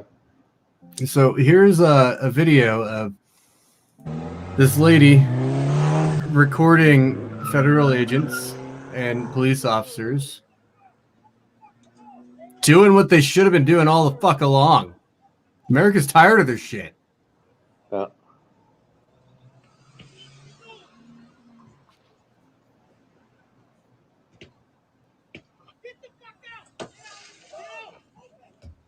That cop's brave as shit. Just reaching in like that. Yeah. I'd be expecting to get stabbed or some shit at that point. Well, it's part of why as a police officer you yell at people in that environment. I mean, for one thing, you're trying to get compliance. You're trying to Real quick. make what? Definitely am. I ain't moving. All right, did you hear that? No. Make sure you post this shit. And the lady who's recording says, I definitely am. I ain't moving. They just fucked these Black Lives Matter people up at Speedway for nothing. They wasn't doing They just shit. fucked these Black Lives Matter people at location for nothing. Right. Well, if that's what happened, then when they go to court, then they won't be charged with anything ultimately, or whatever the charges are won't stick. Yeah. I mean, I don't know what's happening here. Neither does Miss Cell Phone Camera. I would assume that federal agents had tied the people that they're taking to actual crimes pertaining to the riots. Well, that's an assumption. We don't know. It is seems an likely. It seems likely. But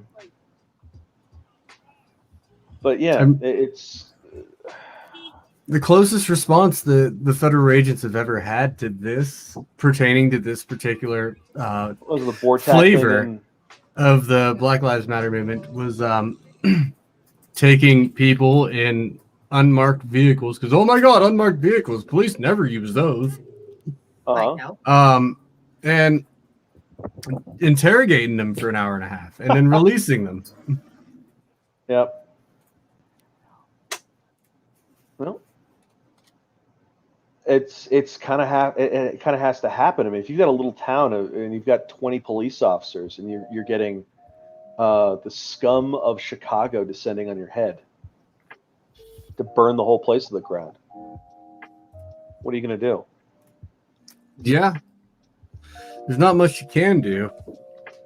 And I will at least say I'm very glad that the politicians in charge of Kenosha and Wisconsin are not tying the hands of the police like they do in Portland. Well, in Wisconsin, they kind of are. In Kenosha, they're not. What do you mean? Again, the governor's been dragging his feet. So what's going on in Oregon is you've got the governor and the mayor in lockstep in agreement, and that creates a very powerful block. It's very hard for the feds to come in that environment when both the mayor and the governor say no. But what's happening in Kenosha is the mayor is saying yes, yes, yes, yes, yes, and the governor is like, okay. And I mean, he's kind of he's saying yes because he's going to get overruled if he doesn't say yes. Mm-hmm. The mayor screaming bloody murder, which is what he's doing, makes it kind of impossible for the governor to shut it down. Particularly if the feds want to come in. The feds want to come in, and the mayor wants the feds to come in. The governor is going to have a really hard time stopping that. If the mayor and the governor are saying stay out, then the feds, they're going to need a justification. So how they were able to get into Portland the first time, it's federal courthouse. It's their they kept attacking federal property, and that was their in.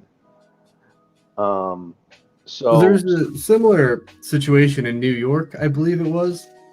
It was New York. So this guy, he had actually attempted to snip the brake lines of police vehicles. Hot. And he managed to snip something else entirely. But New York arrested him, and as New York does, released it. Right. The feds came in and said, hey, those vehicles use federal roadways, so you're under arrest. Nice. That's a little thin, but I don't know. People are getting mad. Hey, attempting to snip the brake lines of police vehicles, like at that point, it's not even about the police. It's about everyone around. Like, you don't know who that cop's not going to be able to hit the brakes on and end up running over. Well, it's attempted murder. Yeah, it's attempted murder. So if you but even from their side, though, it's attempted murder that from more than just the police. It's attempted murder of innocent civilians. Well, the police are also innocent civilians. The police are also civilians, I'll point out. The police are literally not military. I'm bringing it up in like their kind of view, like how you would justify it to them. Like, sure, grandma who got run over by the cop who had his brake line snipped didn't have anything to do with the police. Do you know what the penalty for the attempted murder of a street judge is? No. Oh, that's death. Let's see. You should have watched Dredd. That was a great movie. Oh no! Oh my God! Yeah, no, I watched that clip you sent me, and now that I thought about it, like I was thinking, like, what do you fucking mean, street judge? Yeah. No, because that's the thing. You know, we're the more this crazy shit happens, the closer here's to the other Judge thing. Dredd So, we get. Well, yeah, because one thing you're gonna be running into here is, on the one hand, you're gonna get a lot of common citizens becoming vigilantes because they don't have a choice because order is broken down in the streets. And then on top of that, you're going to have a bunch of police who have lost confidence in the judicial system. And so what they're going to do is they're going to just shoot somebody in the head or something like that. Yeah. They're just going to do nothing. It's going to be somewhere in between. But this whole kind of forbearance and trust in the system, and I'm going to turn this guy in, and there's going to be this paperwork we're going to do, and there's going to be a court trial. All If of you that get- is incumbent on any of that having meaning. Like, I'm not going to bother with any of that if it doesn't mean anything. If you get one quote, and only one quote from this podcast tonight, Batman does a much dirtier job in real life. Yeah. Okay. So, on my comment earlier, someone apparently already made the meme.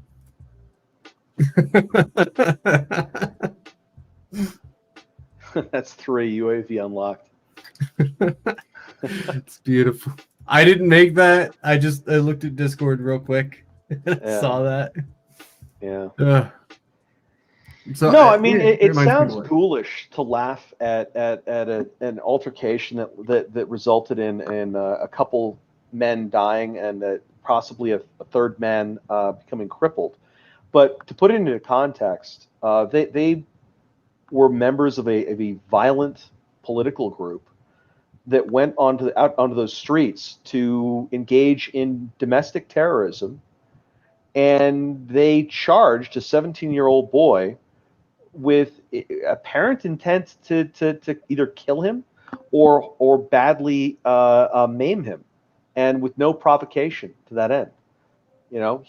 He wasn't part of their political thing, and he was able to defend himself. And on that basis, they found that he was a threat to the fear in the streets that they were trying to spread.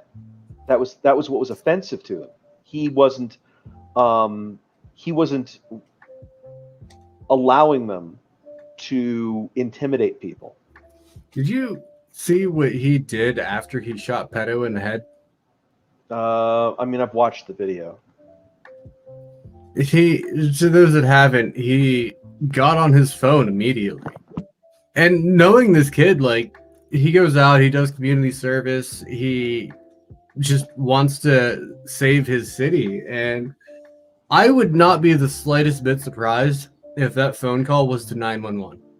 I think it was. I think he called somebody and said that he had killed a man, and he wanted to turn himself in.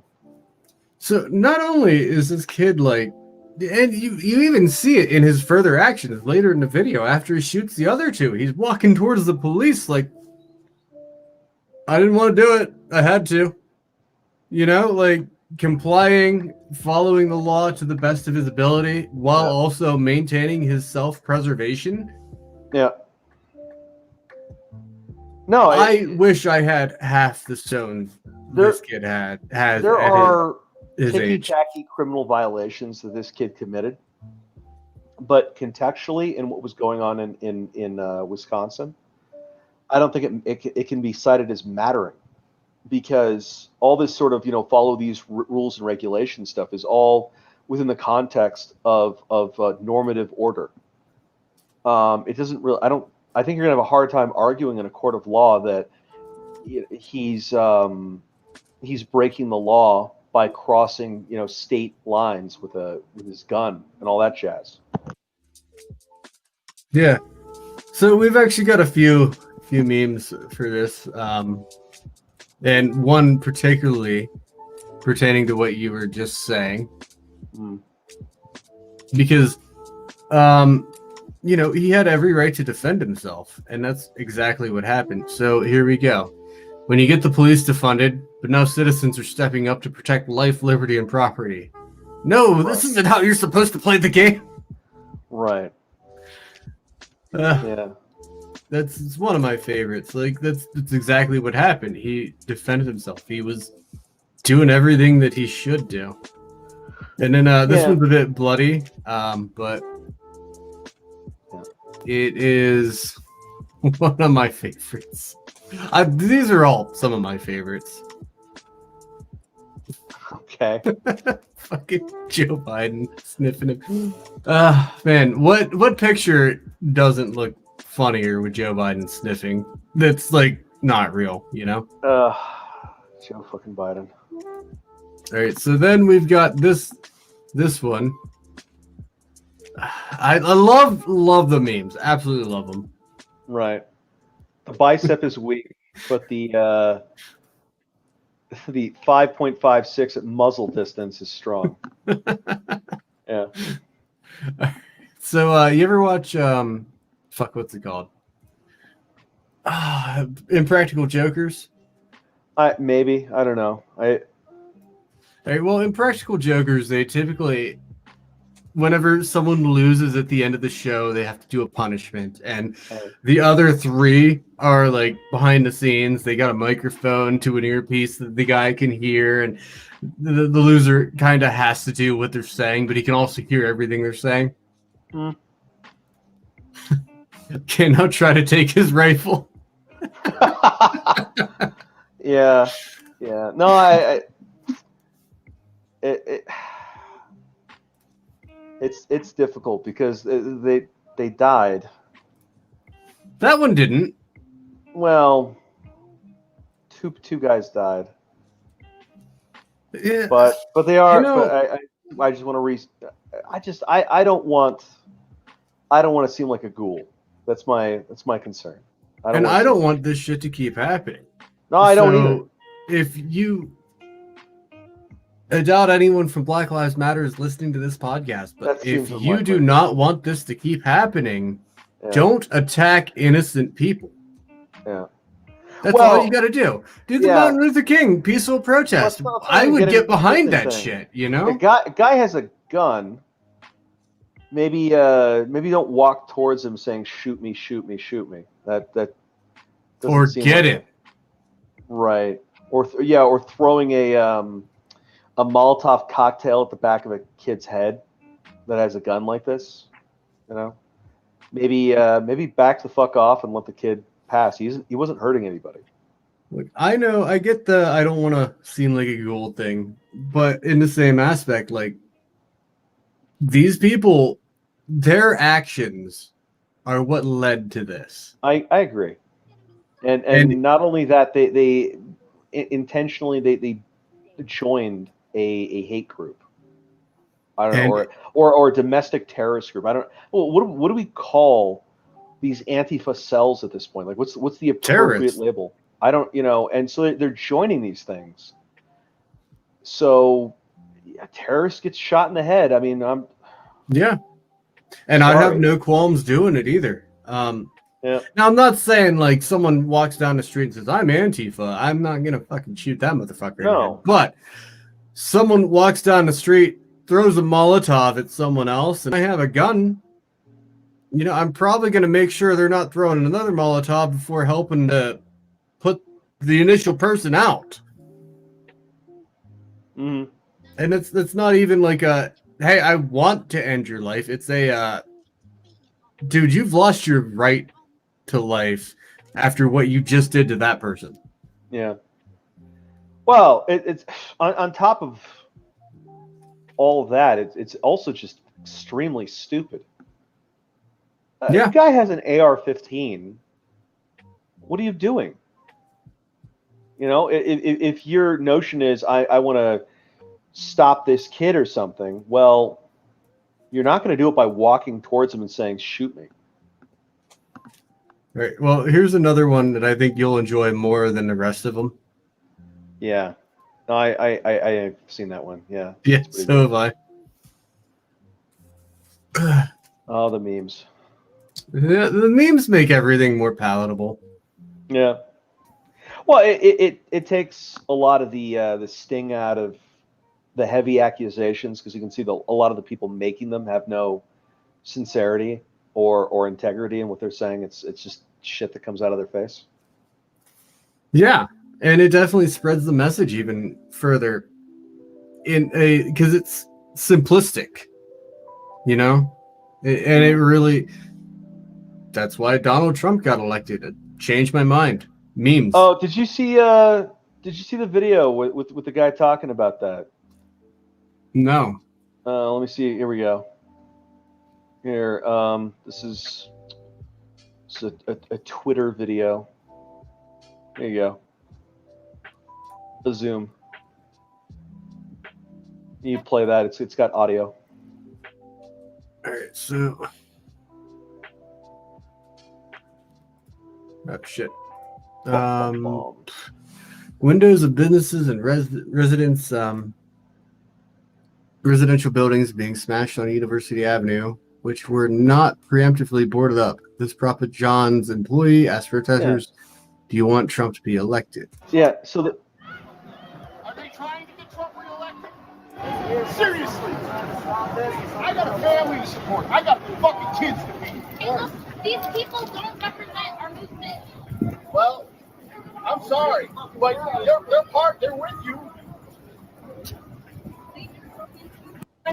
I think Tim Pool says it best in this particular aspect of if you and a group of people are on the street and someone comes up and says, "Hey, this bank has been fucking us over for years. Let's all put on these ski masks and protest." You're all like, sure, yeah, it sounds reasonable. Like, they'll get the message that way. So you all put on ski masks and you dress the same and you go to the bank and you're all protesting the bank like, "This is unfair, fix your shit." And then that guy who initially brought up the point of protesting the bank pulls out a gun and says, "Give me all the fucking money." Right. Pretty sure you're an accomplice at that point. I don't know. They're so fucking stupid. It's stupidity is technically not a defense in a court of law, but it in effect is in a lot of cases. If you go before a judge and you just demonstrate that you are a moron and you had no idea what the hell was going on around you, the judge will roll his eyes in a lot of cases and just go, "Oh, okay, you disgust me. Go, just get out of my sight." Yeah, but if you got a group of people like that, all doing pretty much the same thing, I know, and then the one guy pulls a gun, it's far less likely that the judge is going to be like, yeah, you're just an idiot." What I will say is they're absolutely responsible for this kind of behavior because they can't say that they're bad actors that are infiltrating their group because at the highest levels, they're making excuses for this behavior. Looting is reparations. Yeah, exactly. We've heard the looting is reparations and other such excuses. So it's not a question of bad actors getting in here. They are the senior leadership are themselves bad actors. And a lot of the people that are organizing the whole thing are the bad actors. I mean, basically what's happening is you've got a shitload of bad actors and then, I don't know, a whole bunch of human shields that show up that are just clueless. And it's like, okay, well, it's fine. You're an idiot. But just because you're an idiot doesn't mean that that's what the movement is. The movement is not idiots. It's like, how many people supported, we're talking about domestic terrorism. How many idiots supported Al Qaeda or whatever without way too many. Without actually doing anything? They would show up maybe to a protest and say, down with America, down with Israel, or whatever Al Qaeda was complaining about. And sure, they're personally not setting bombs or whatever, but a lot of times they're giving money. That's a lot of what they're doing. And at that point, I mean, Antifa needs that money. They use it to buy, their balaclavas and stuff. So you've given it to them.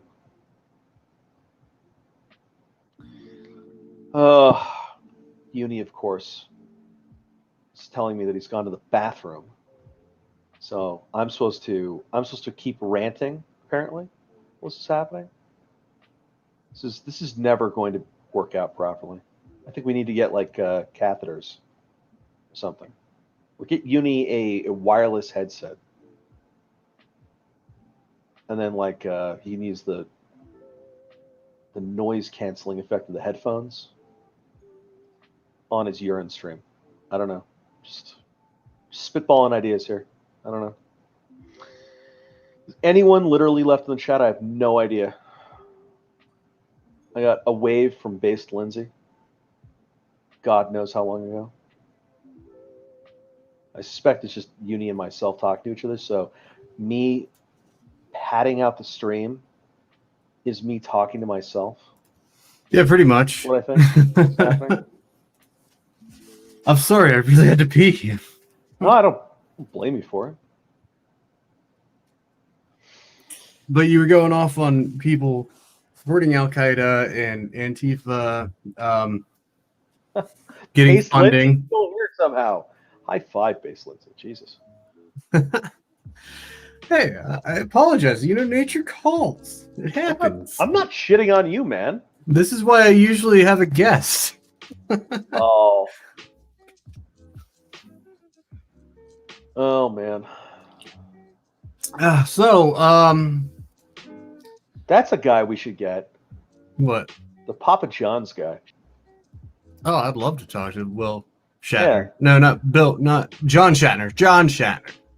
Is John Shatner the Papa John? No. The employee. Oh. Not the CEO of Papa John's. Yeah, I'd love to talk to that guy even more. The guy who's making the fucking pizzas. Right?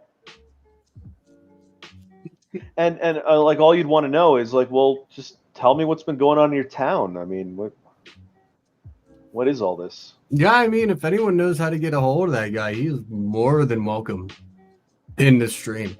Oh, I'll fish around. No promises. Yeah. Oh, so, man. One of the last things to discuss tonight would be, I want to preface this with, there is no guarantee the money is going to go where it is said to go. We've not done our due diligence on this. It's kind of an impossible task. But I'll toss the link in chat too. Now, Will is also kind of against shilling a charity in this particular case. Hey, man, I don't think I should ever tell anybody what to do with their money. It's their money. Exactly. You know, so like, how many times have you told me to give, or you've heard me say, give money to kids with cancer?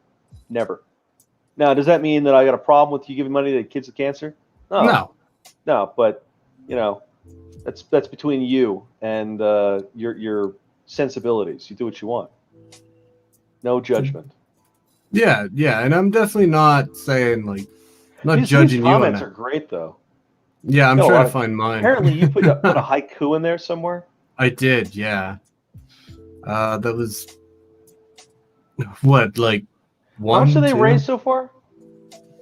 67,569. Well, let's go ahead and refresh that. Wow, that has doubled since this afternoon. That has doubled since last time I looked at that. It was 30,000 something. Yeah. So that's doubled since this afternoon. Okay. Well, now, hopefully, the Sandman lawyer, Nicholas Sandman lawyer, as you said, he's going to do it pro bono, right? No, I didn't hear about that. No? Oh, well, yeah. So that guy said that he's willing to represent the kid pro bono. 74,000. Holy shit! Every time you reload it, there's another $10,000 there. Right. But yeah, I mean that's enough money that you can hire the most soulless of lives. Well, no, because he's gonna want, I don't know, he's gonna want to touch you.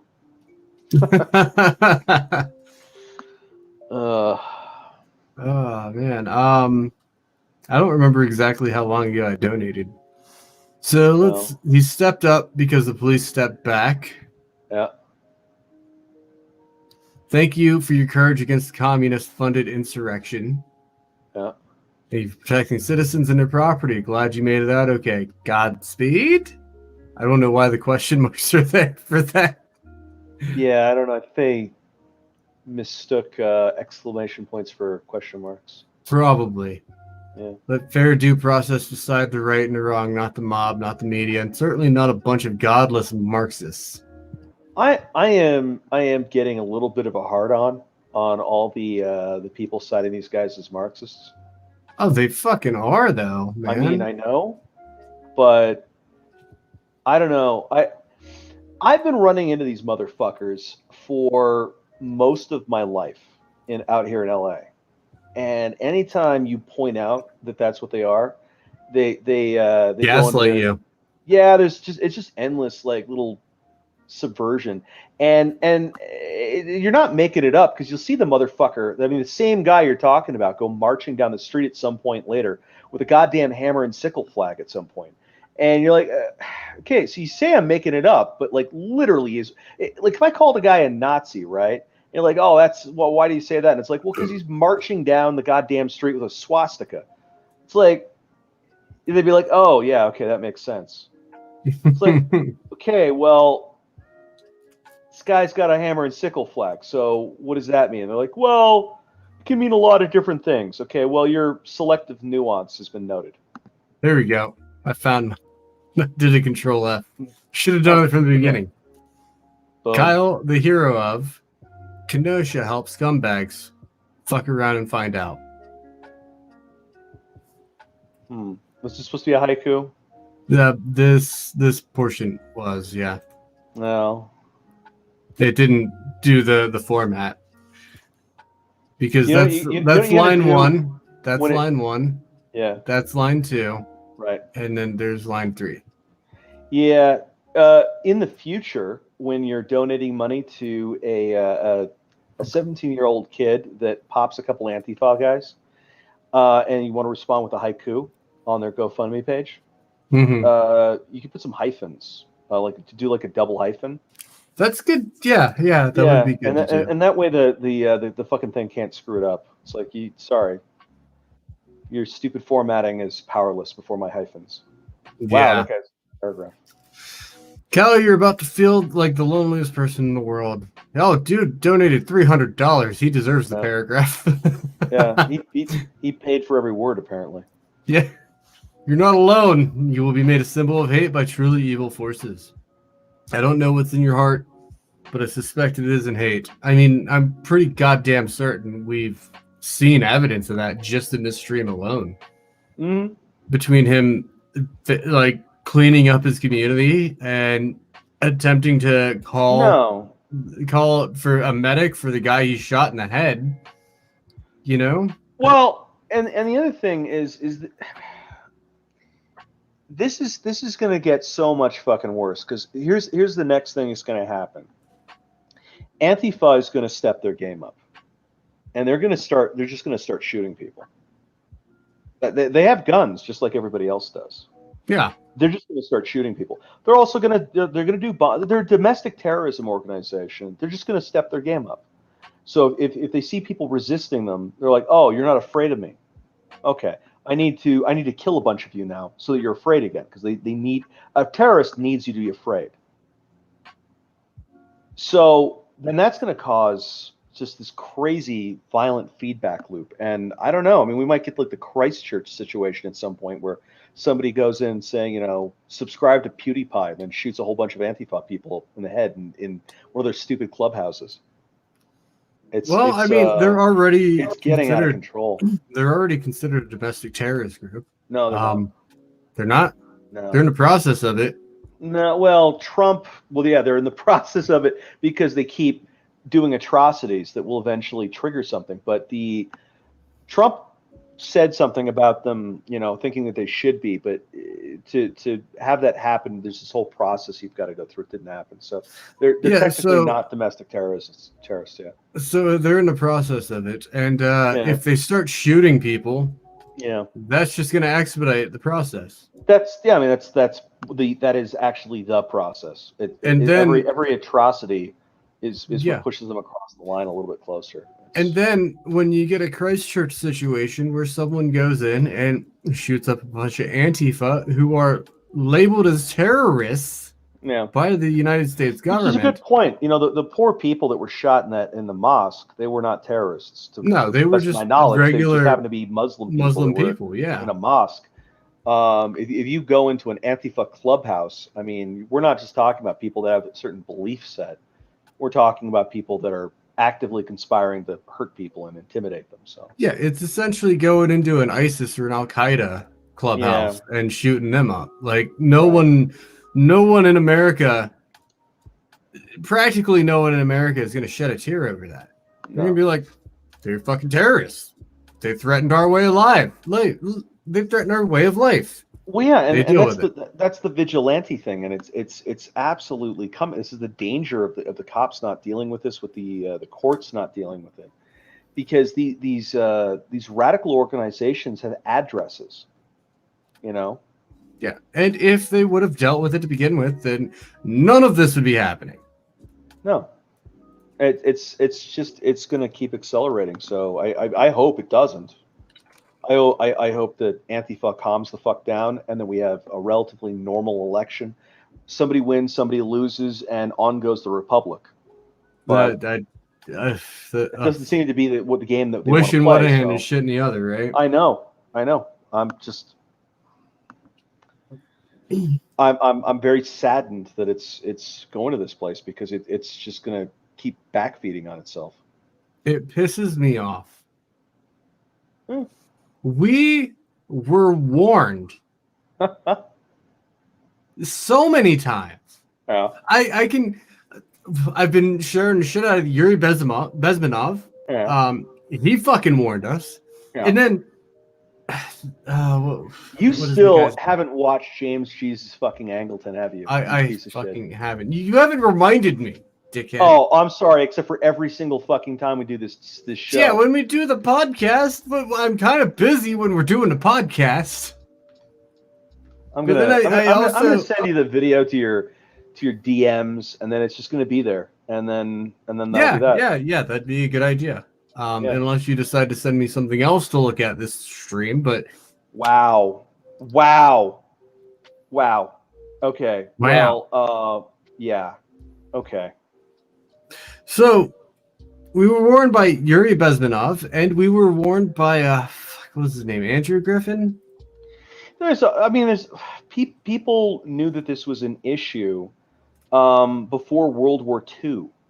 You know, I mean, one of the things that is dropped down the memory hole is that Edward Griffin.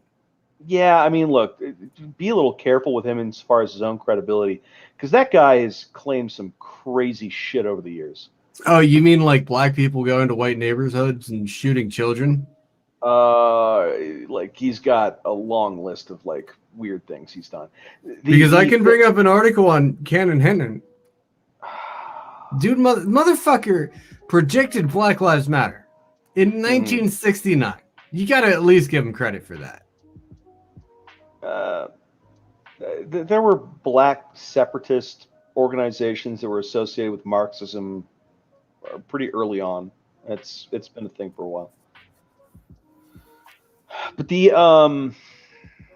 yeah, we used to have the anarchist movement in the United States, and they were coming to the U.S. Mostly from Sicily at the time, and they were planting bombs. They were killing people. They were doing robberies and stuff, and it was a similar ideology to what we're hearing out of Antifa. You know, it's this revolutionary redistribution of wealth on the basis of crazy ethical and philosophical positions, and it got so crazy that the United States actually changed its immigration laws and imposed, I believe, the first ever ideological test on immigration, and the rule was that if you were an anarchist, you would not be admitted into the United States.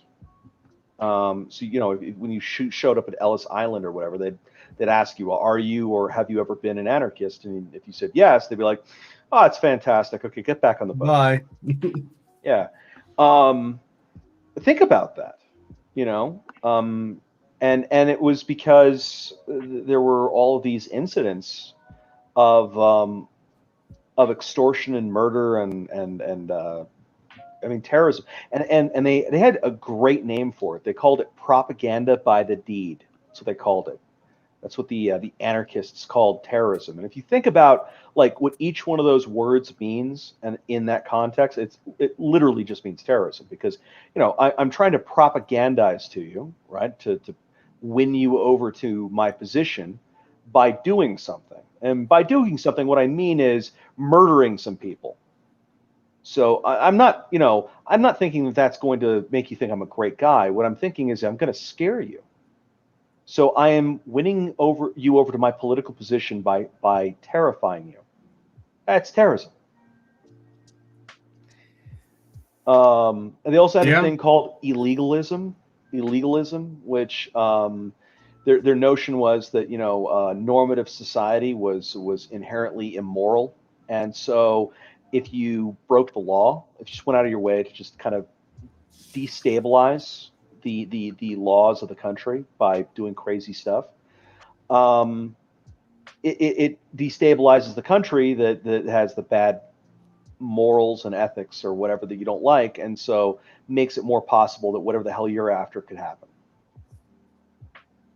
So one thing I'm looking at here, I don't know if you've noticed this on this this fundraising page. Atlanta, Georgia. Atlanta, Georgia. Yeah. I don't like that. I don't like that either. I want that to say Wisconsin. That would make it more credible, or at least Illinois. Well, I don't know. It'll be hilarious if this turns out to be some scammer that just runs off with $80,000 or something. I honestly, that's why I say I cannot verify this, but I honestly don't know how else to help this kid. That's my problem, and that's the problem with a lot of these people, I imagine. Yeah. There's no verification. It doesn't matter. All the crowdfunding sites do that. So if you go to GoFundMe or something, right? I mean, there are people that scam on that all the time. Mm-hmm. So I don't know. We'll hope that it works out. That's all you really can do. Yeah. Well, I suspect that there'll be an investigation. I would fucking hope there would be. In this? Yeah. Well, if you were the kid's lawyer, right, and you'd have to be aware of this page, right? Family would have to be aware, something like that at some point. Mm-hmm. And then the question would be, okay, so this money was raised, where is it? And then you'd contact Give, Save, Go, and you'd say, hey, so I'm the guy that supposedly the money was raised for, and it was never given to me. Who controlled this account? And then, I don't know, the FBI looks into it or something. God knows. Yeah, I mean, if I find out who the kid's lawyer is going to be, I will gladly send him this link. Maybe I should archive it first, huh? I have to imagine they're aware. I mean, this is kind of a niche website. We had to go here because they kept getting banned off of everything else. No, it comes up immediately if you search the kid's name. If you go to search engine, yeah, it's like one of the first, I don't know, 5 links. Okay, that's good. So they have to be aware of it.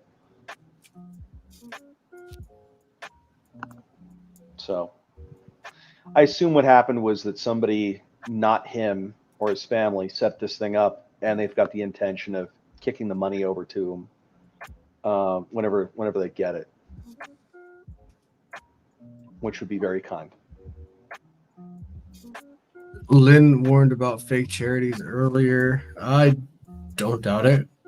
And like I said, it could very well be a fake charity. I have no way of verifying it. Yep. Again, don't stress uni. It's okay.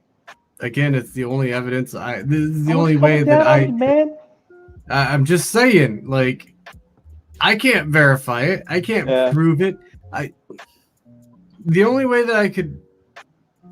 I suppose the only way I could really verify one would be if I started my own, found out who the kid's lawyer was, and sent all the money to him. With receipts that I posted everywhere.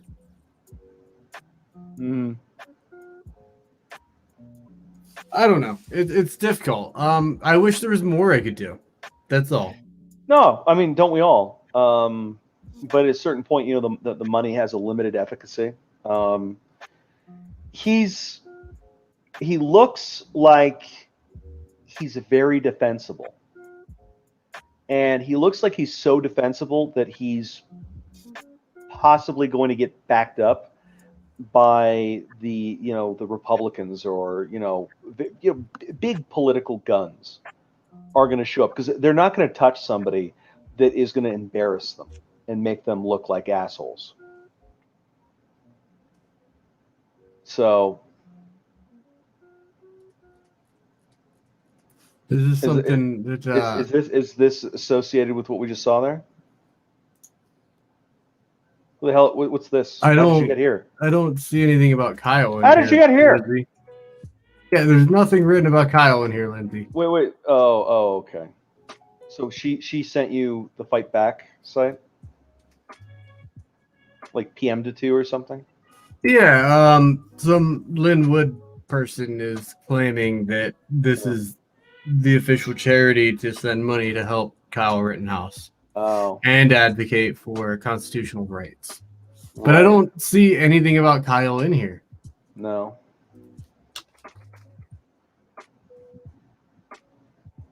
Zero results for Kyle Rittenhouse. Yeah, well, they might be doing something. It's They might be. I will say this. Atlanta, Georgia again. Fight Back is out of Atlanta, Georgia. This was 11:13 p.m., so about 20 minutes ago. That's his attorney? No. It's not. No. That's what Lindsay's saying. Oh. She's saying that's his attorney. Oh. Okay. So there you go. So on the attorney then, Lynn, is the one that set up that GoFundMe. Is that what you're saying? The attorney is actually running that. You mean fightback.law? No, the other one, the thing you donated $50 to, pal. Yeah, because it is Atlanta, Georgia. That does lean towards. I meant something. That's what it is. Yeah. Same attorney as the Covington kid. I mean, maybe it's Los Angeles, California. Look at that. He's got they've got law offices, in multiple places. No, it's not L.A. L.A.'s trash. No. Oh, what are you doing? Go back to that Fight Back page. Are you kidding me? What? It's not You L.A. slimy motherfucker. Go back to the goddamn Fight Back webpage. Here, scroll down to the bottom, down where it said Atlanta. Come on down there. Yeah, there you go. Los Angeles. See, there's no Los Angeles. Oh, wow. LA is trash. Wow. No, I think I might actually give them a call tomorrow. Yeah, they got an office in Texas as well. Look at that. Yeah, I think I might give them a call tomorrow and be like, so, you know anything about this? Yeah, did you see the Covington kids thing at the RNC though? I caught the mic drop moment and the gist of what he was talking about, but I didn't watch the whole thing. Yeah, he had kind of a rambly thing that went on for too long. He probably should have kept it a little shorter, sweeter. I just enjoyed the fucking fuck you at the end of it when he just put the damn MAGA hat on at the end. Hold on a sec. It was just like get wrecked. How much money did he pull out of those idiots? Let's see, Nicholas Sandman. I feel like $3 million is in my head, but I don't know if that's accurate. It could be something else. So what you're saying is what he should have done for his speech is fuck CNN. Right. Yeah, pretty much. And then that was it. Yeah. Yeah, okay. So they were suing for $275 million. And then there was a settlement, and I don't think we know how much it was settled for. So that's a mystery. Whatever.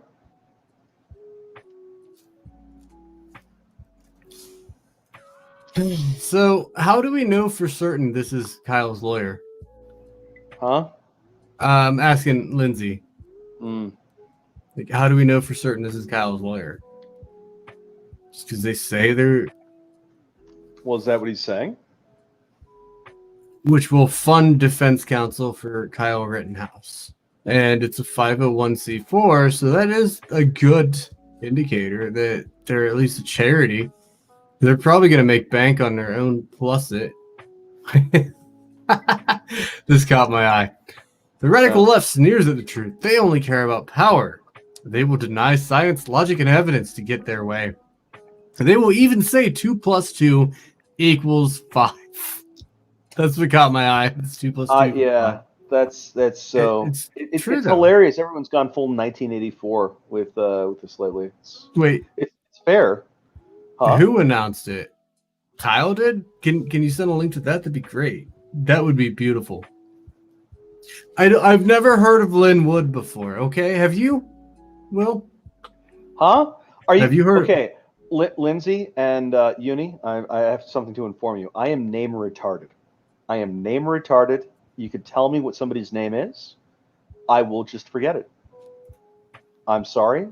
It's I think it's a legitimate mental defect. So yeah, look, he's citing himself as an attorney, and again, Atlanta, Georgia. Attorney for the damned, former CBS.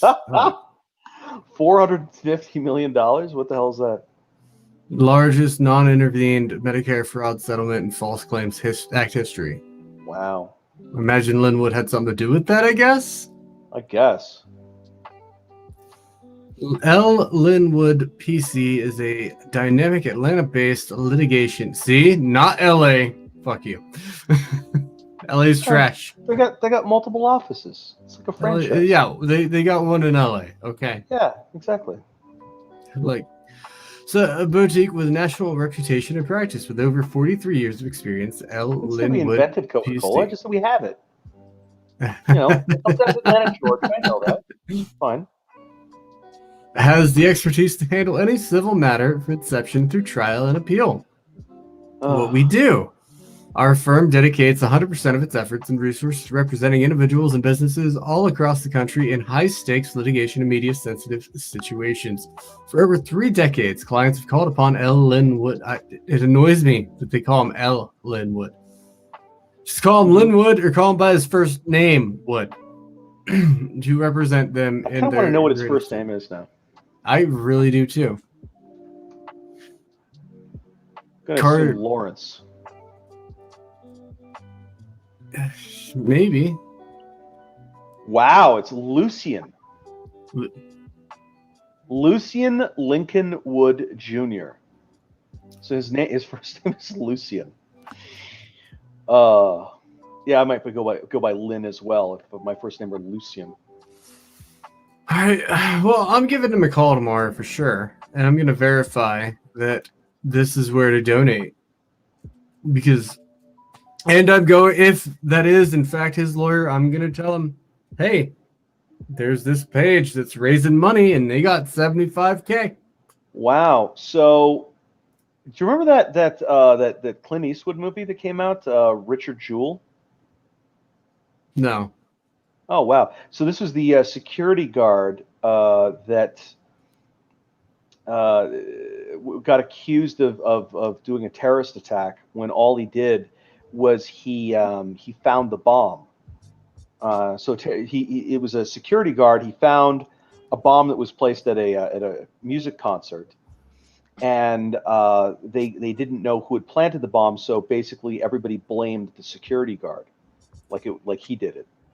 And he was this kind of fat, affable security guy who was doing his level best, but and he got steamrolled by the FBI and so on. And then he got, well, in the movie, he got saved by this lawyer that was able to defend him properly.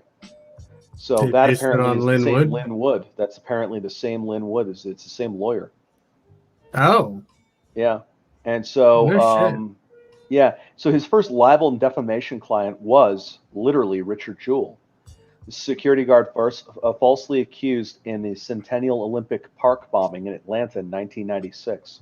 No shit, that's crazy.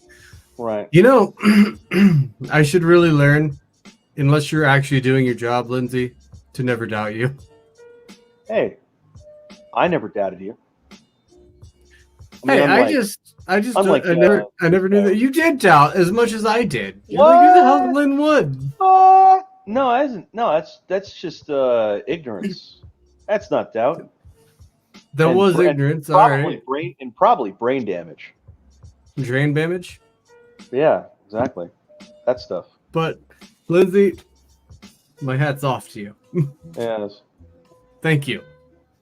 I am really glad that this looks very hopeful and very promising. That I can actually help Kyle, the hero of Kenosha. Well, yeah. If Kyle's getting backed up by Lynn Wood, then they're gonna have. Can you imagine? You're a Wisconsin DA, and you're gonna be dealing with fucking Lynn Wood now. Hooray! Well, shit, I'm gonna be famous for all the wrong reasons now. Well, yeah, you've got a tough fight ahead. Well, I mean, DAs generally speaking, they're dealing with public defenders and lawyers that really aren't trying that hard. So, you wanted the most evil of evil lawyers, and I don't know. No, I didn't say evil. I said soulless. Soulless. Okay, true. Yeah. Well, anyway, he looks like he's very sharp. So that's what you want. Yeah, definitely. Yeah, it's less about soullessness than it is about just being very, very sharp.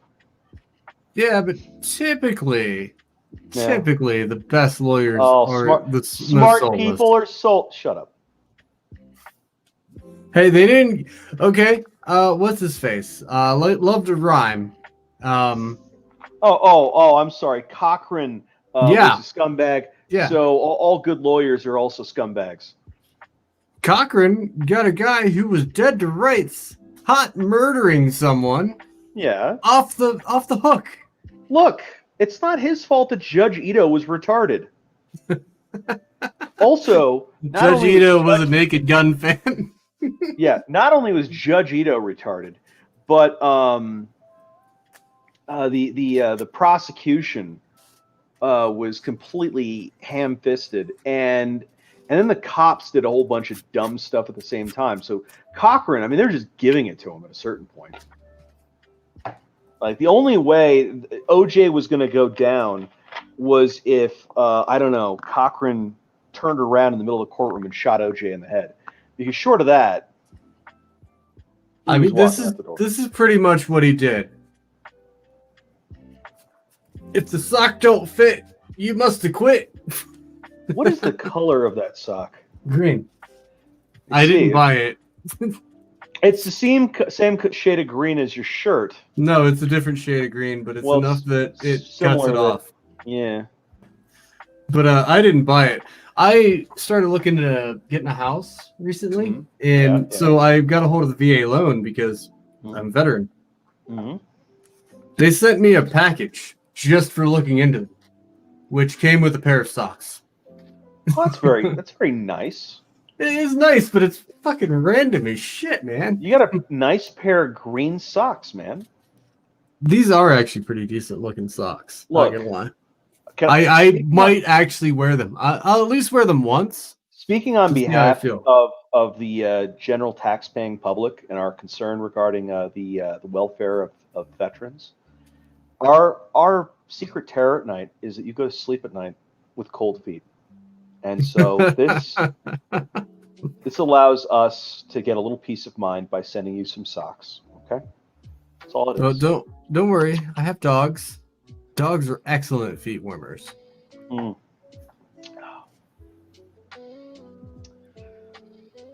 Oh, so it's good to know that this kid is getting defended by I mean, good lawyers, clearly. I mean, he clearly seems like a real pillar of the community. Like, I was never that active when I was 17. I was too busy trying to get high. Yeah.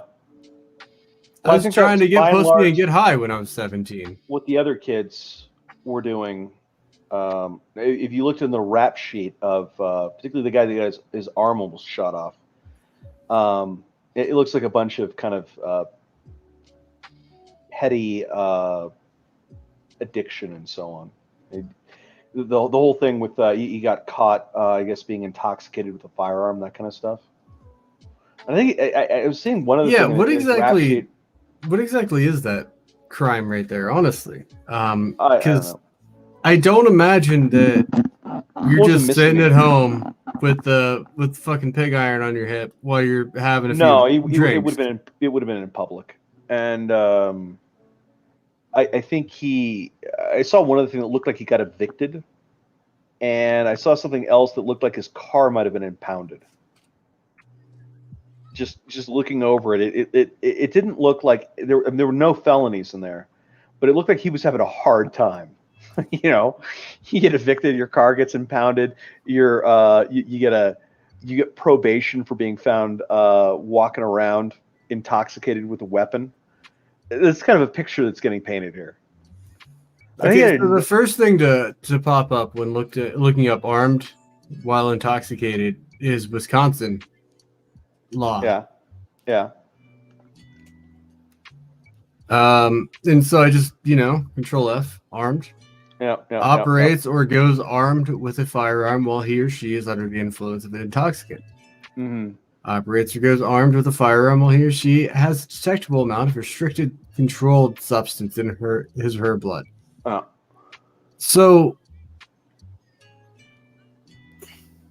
does that mean like they were on drugs when they had a firearm, or does that mean either drugs or alcohol? Well, any drugs or alcohol. It's an intoxicant. So they're not making a distinction between narcotics and alcohol in this particular statute. Why spell it out here then if it was with alcohol too, if it doesn't mention alcohol? I don't know. How much of the Wisconsin law have you read? A lot. I have They are increased that massive, exponentially. massive Since this fans of saying whereas. Yeah, but the thing is, why would they say also, whereas more than a Valley girl says like? But I don't understand. Like, so they say an intoxicant, and then they go on to spell out what an intoxicant is what this reads to me. Mm-hmm. And it doesn't mention alcohol. It's possible. I don't know. I doubt it. I think it's going to include alcohol, but whatever. I mean, so by that logic, you could be at home with your firearm on your hip while you're drinking, and the cops could be like, "You're armed while intoxicated." I don't think that it's in your own home. I don't think that they do it that way, but I don't think it's in your own home. I think it's if they found you somewhere else. Like, I don't think that is the intent of the law, but I think that's the way it's written. Okay. Well, we'd have to see the damn court case, which we don't have. So that's true. So it's either, in my opinion, it's either written that way or it's written where they go on to define what the intoxicants are. Yeah, I mean, the way that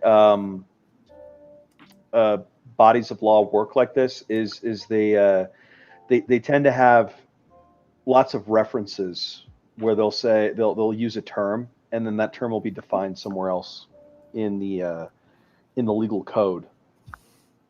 Don't they usually throw the legal code after the term to explain this always. Is where you can find the definition? No, not always. A lot of the time it's a game of hide and go fuck yourself. Where the people, it only has to be comprehensible to the judges, the legislators, and the lawyers. So it doesn't need to be comprehensible to you or me. They have to be able to navigate this, not you. I see within the next subsection 3 examples of this has been given meaning in here. This has been given meaning here. Yeah. so on and so forth. So I'm not saying you're wrong. No, you're telling me that the implication is that it's self-defining it within this subsection, and that you don't see alcohol, and that may well be the case. I don't know. Yeah, I don't either. I'm not an expert. I'm only an expert in bird law. I'm not gonna. Yeah, exactly. And the thing is it's Wisconsin law, so who the hell knows? So Yeah, anyway, yeah, so that's it's a true. Class A misdemeanor, whatever. Yeah, that makes me think that not enough evidence, but it makes me think that he was under the influence of something else with a firearm Yeah, besides alcohol, yeah. It doesn't. which is a bigger thing than just, oh, hey, I went out drunk and forgot that I had my pistol on me. Yeah, yeah. Because that kind of thing can happen. Right. In fact, that shit happens all the fucking time in Pennsylvania, but it's not illegal to go out with a firearm if you have all the permits and you're legally allowed to have it, and then go get drunk. Mm. So yeah, I'm not a lawyer, and I'm not a doctor.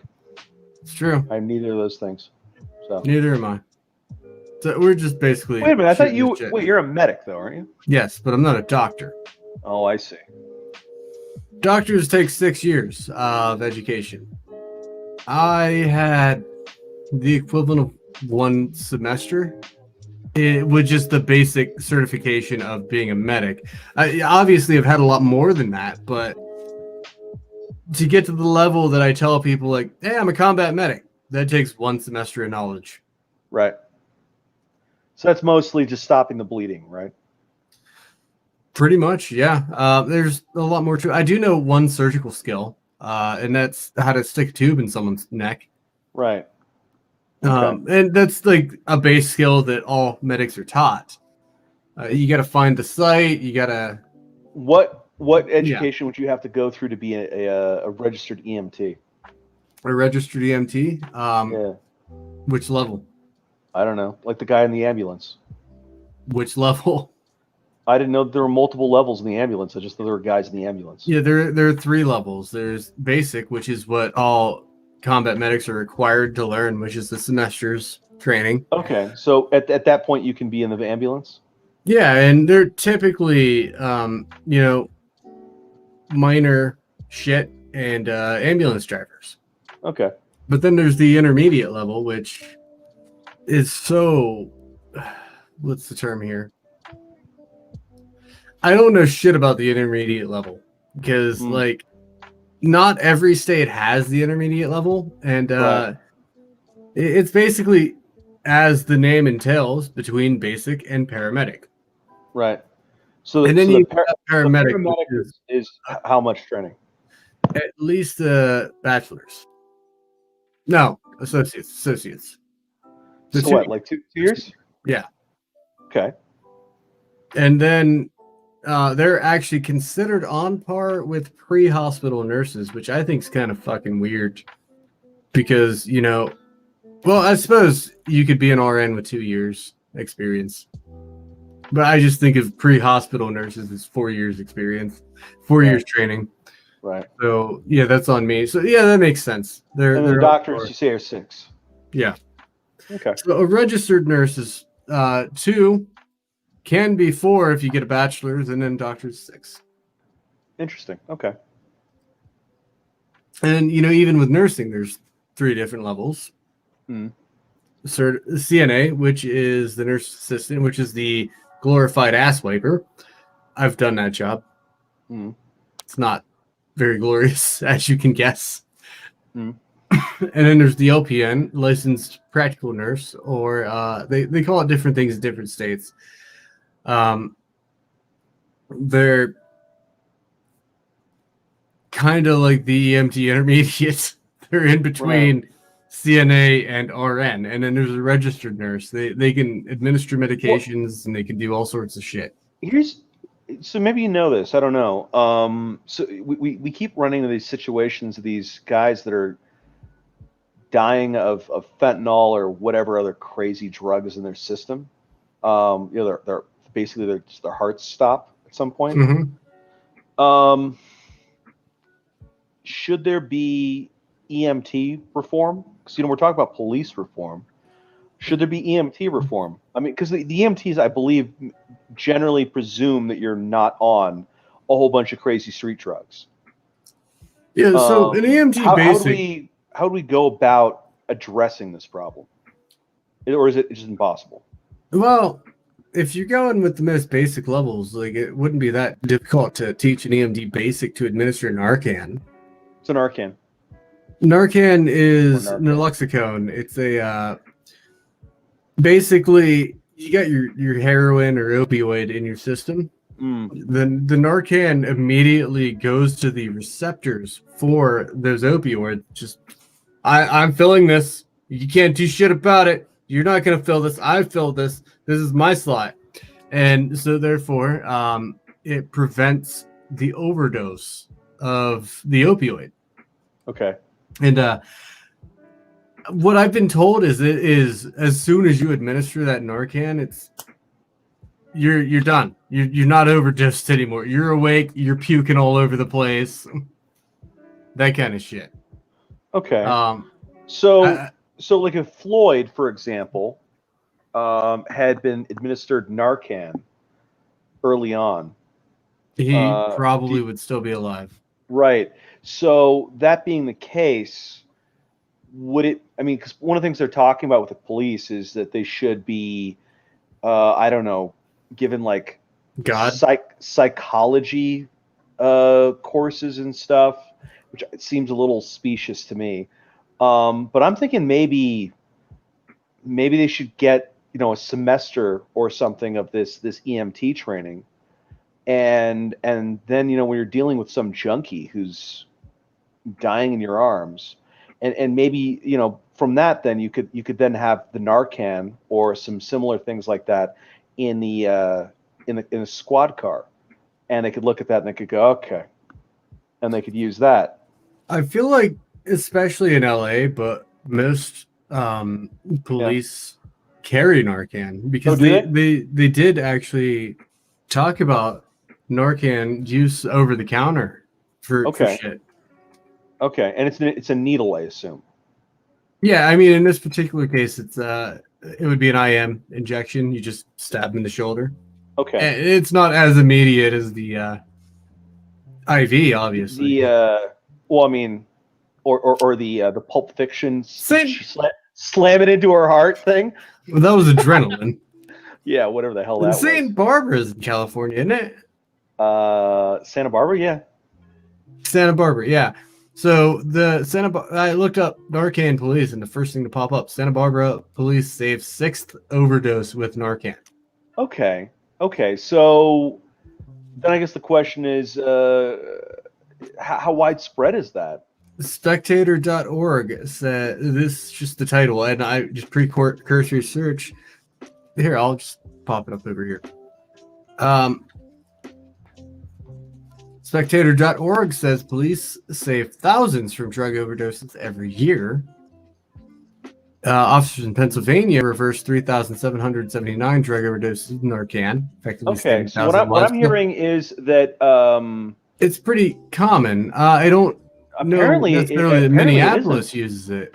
Apparently it is. Oh, wait, so Minneapolis was using Narcan. No, I don't know that Minneapolis is using it because I imagine that would probably be one of their first go-to. I got an article here from governing.com. I don't know.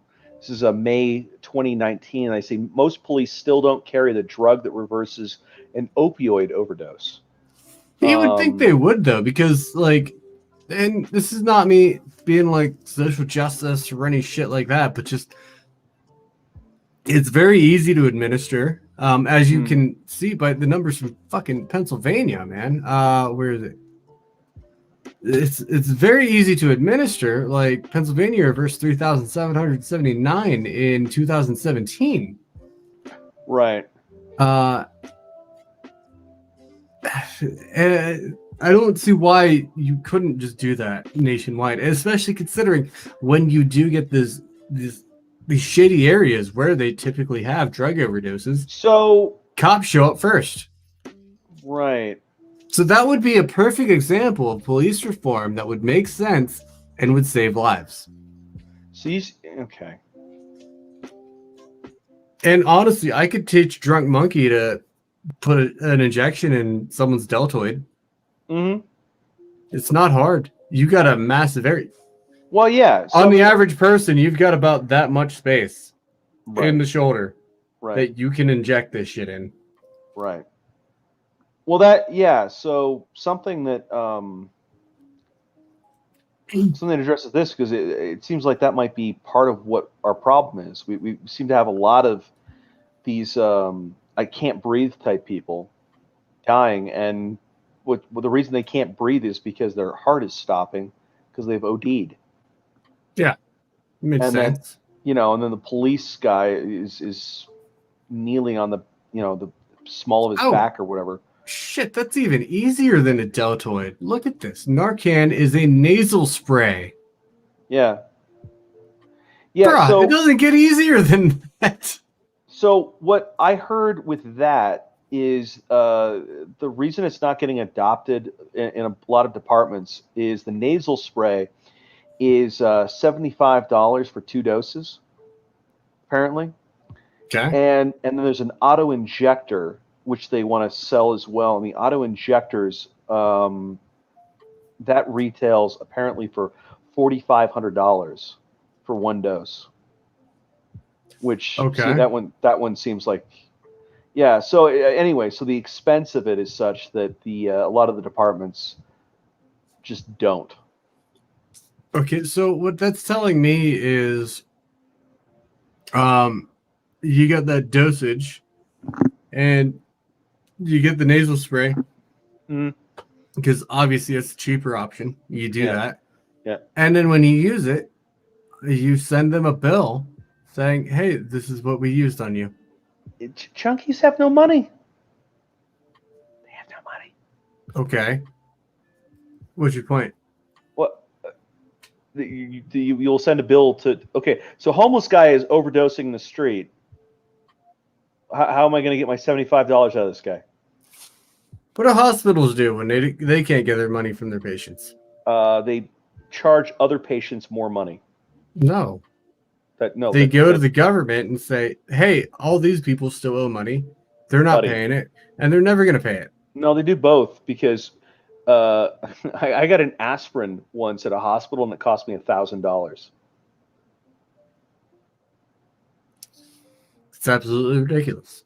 It is ridiculous, but the reason it cost $1,000 is because there was a shitload of people that were going in and out of that hospital that were paying nothing because they were undocumented immigrants and undocumented immigrant. They were getting flu shots, if you believe it. $15 flu shot or free, whatever that you just get at a drugstore. You know what I'm talking about? Just the annual flu. They were getting that at the emergency room because they could get it for nothing. Why is the emergency room doing? Because they can't say no. It used to be that the head nurse can say no. They It's not emergency treatment. No, they can't. They can't turn people away, and so they go in there and they have to provide treatment prior to determining whether you can pay for anything. So you get that, and then they're like, okay, and what's your financial information? And they're like, okay. It's like, okay, fantastic, great. So nothing, and so then what happens is they pass the costs on to any poor son of a bitch that's like, yeah, here's my address. And they're like, okay. So $1,000 for an aspirin. That's what you had to pay, Will. That's what happened. I will never not be angry about it. Oh, I don't blame you. It happened. This happened. No, I paid $2,000. This happened so many years ago. I'm still mad. Under the Affordable Care Act, Yeah. I paid $2,000 for a fucking breathing treatment. Yeah. Like, no, I know. And I'm not even talking like, oh, I'm fucking rich or anything. I'm talking like low income. Yeah. Affordable Health Affordable Care Act. Yeah. $2,000 for a breathing treatment. Yep. Like, yep. and people want to defend this shit. No. If you want, we can. I mean, I don't know how interested you are in like ripping the dick off the American healthcare system, but I have so much information.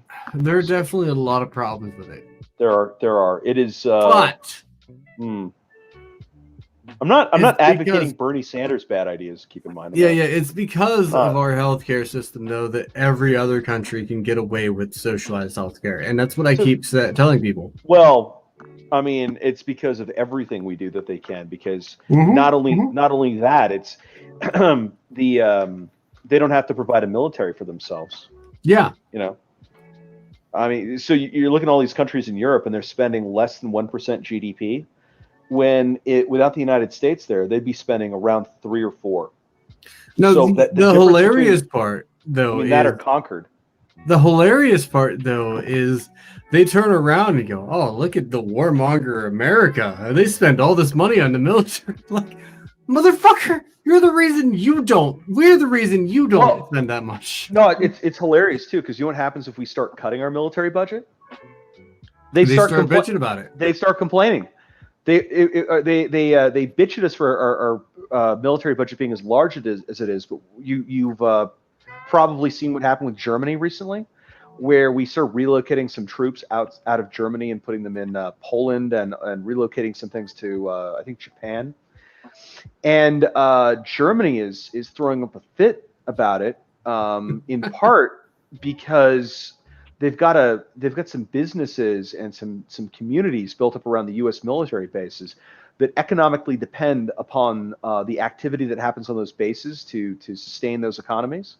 And so if the Americans leave, that causes an economic hardship for those communities. And so then the Germans then complain to the United States.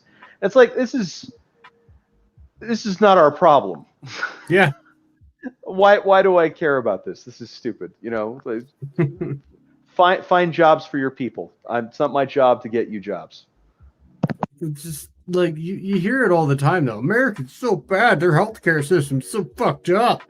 Or, you know, they're the world police and they don't need to do that. And then the moment we try to back out from that, whoa, why are you backing out from this, man? What the fuck? No, they're presently charging us with playing into the hands of the Russians. So I don't honestly think the Russians are that bad. They're stuck between a rock and a hard place, and their next door neighbor is batshit crazy, and they can't call the police. Russia is. People are romanticizing Russia to a certain extent that it's a little dangerous. The Russians are a great deal colder in their calculations than I think a lot of people understand. You don't want to get all lovey-dovey with the Russians. Oh no, you don't. You really don't. At the same time, you know, our allies are frequently attempting to manipulate us as well. So it's not even that, you know, the Russians are good or bad. It's that nearly everyone we interact with is trying to use us. So no, yeah, we're the best matter. fucking country on the planet. What do you expect? Well, it's more complicated than that, but Yeah, that's the TLDR version. All right, come on. I'm like the too long didn't read definition. Yeah, but I mean, we don't exactly have an entire fucking bachelor's degree worth of time to throw into why. So I just throw out the TLDR version of it. Could have gone miniseries. Yeah. If you want to do a deep dive into this shit, we could do a deep dive into this shit. Some other night. Yeah, I've about had it for the evening. Yeah, I feel you on that. Which is why we have to get to our feel good section. Okay. Kareth, the golden retriever, is offering comfort to California firefighters. Look at that pupper. So, you want to explain a bit more about this article there? Will? Are you kidding? Are you kidding? I What? read none of it. You asked me Uh, for a feel good story. I literally was Okay, like, all right. yeah, That's give fair. me some saccharine like bullshit with like a dog, and oh, there it is, fantastic. Oh, he can read that, and oh, the world's a beautiful place. I'm disappointed in California. Why is that? I don't see a single black person in this group. Oh, that was actually a problem that the firefighters were having. You know how they've released all the convicts because of COVID-19? Yeah. Well, they're a very important part of the California fire fighting brigade is the convicts. Mm-hmm. So whenever we have a fire, we go to the prisons and we get volunteers to go out and do fire breaks and stuff to support the firefighters. And this time around, they haven't been able to find any, or at least not very many. And So and you're as a saying result, Kamala Harris was important to the ecosystem? if you let all the minor offenders out of prison, then you can't get the minor offend because that's who you put in your fire brigade. You don't get like the serial killers or whatever. Yeah, obviously. You get some guys with some relatively minor offenses, and you say this will look good in your parole hearing if you do this, and they're like, oh, okay. And also, it's nice, they're not going to get hammered by, there is an issue with prison gangs and so on, and but when you're out there doing fire breaks, there's nothing to worry about. They're all brothers in arms against the blaze. So apparently, Kareth, the therapy support dog here, is 2 years old and has met firefighters daily at Wildfire Base Camp in Marin County for the past few weeks.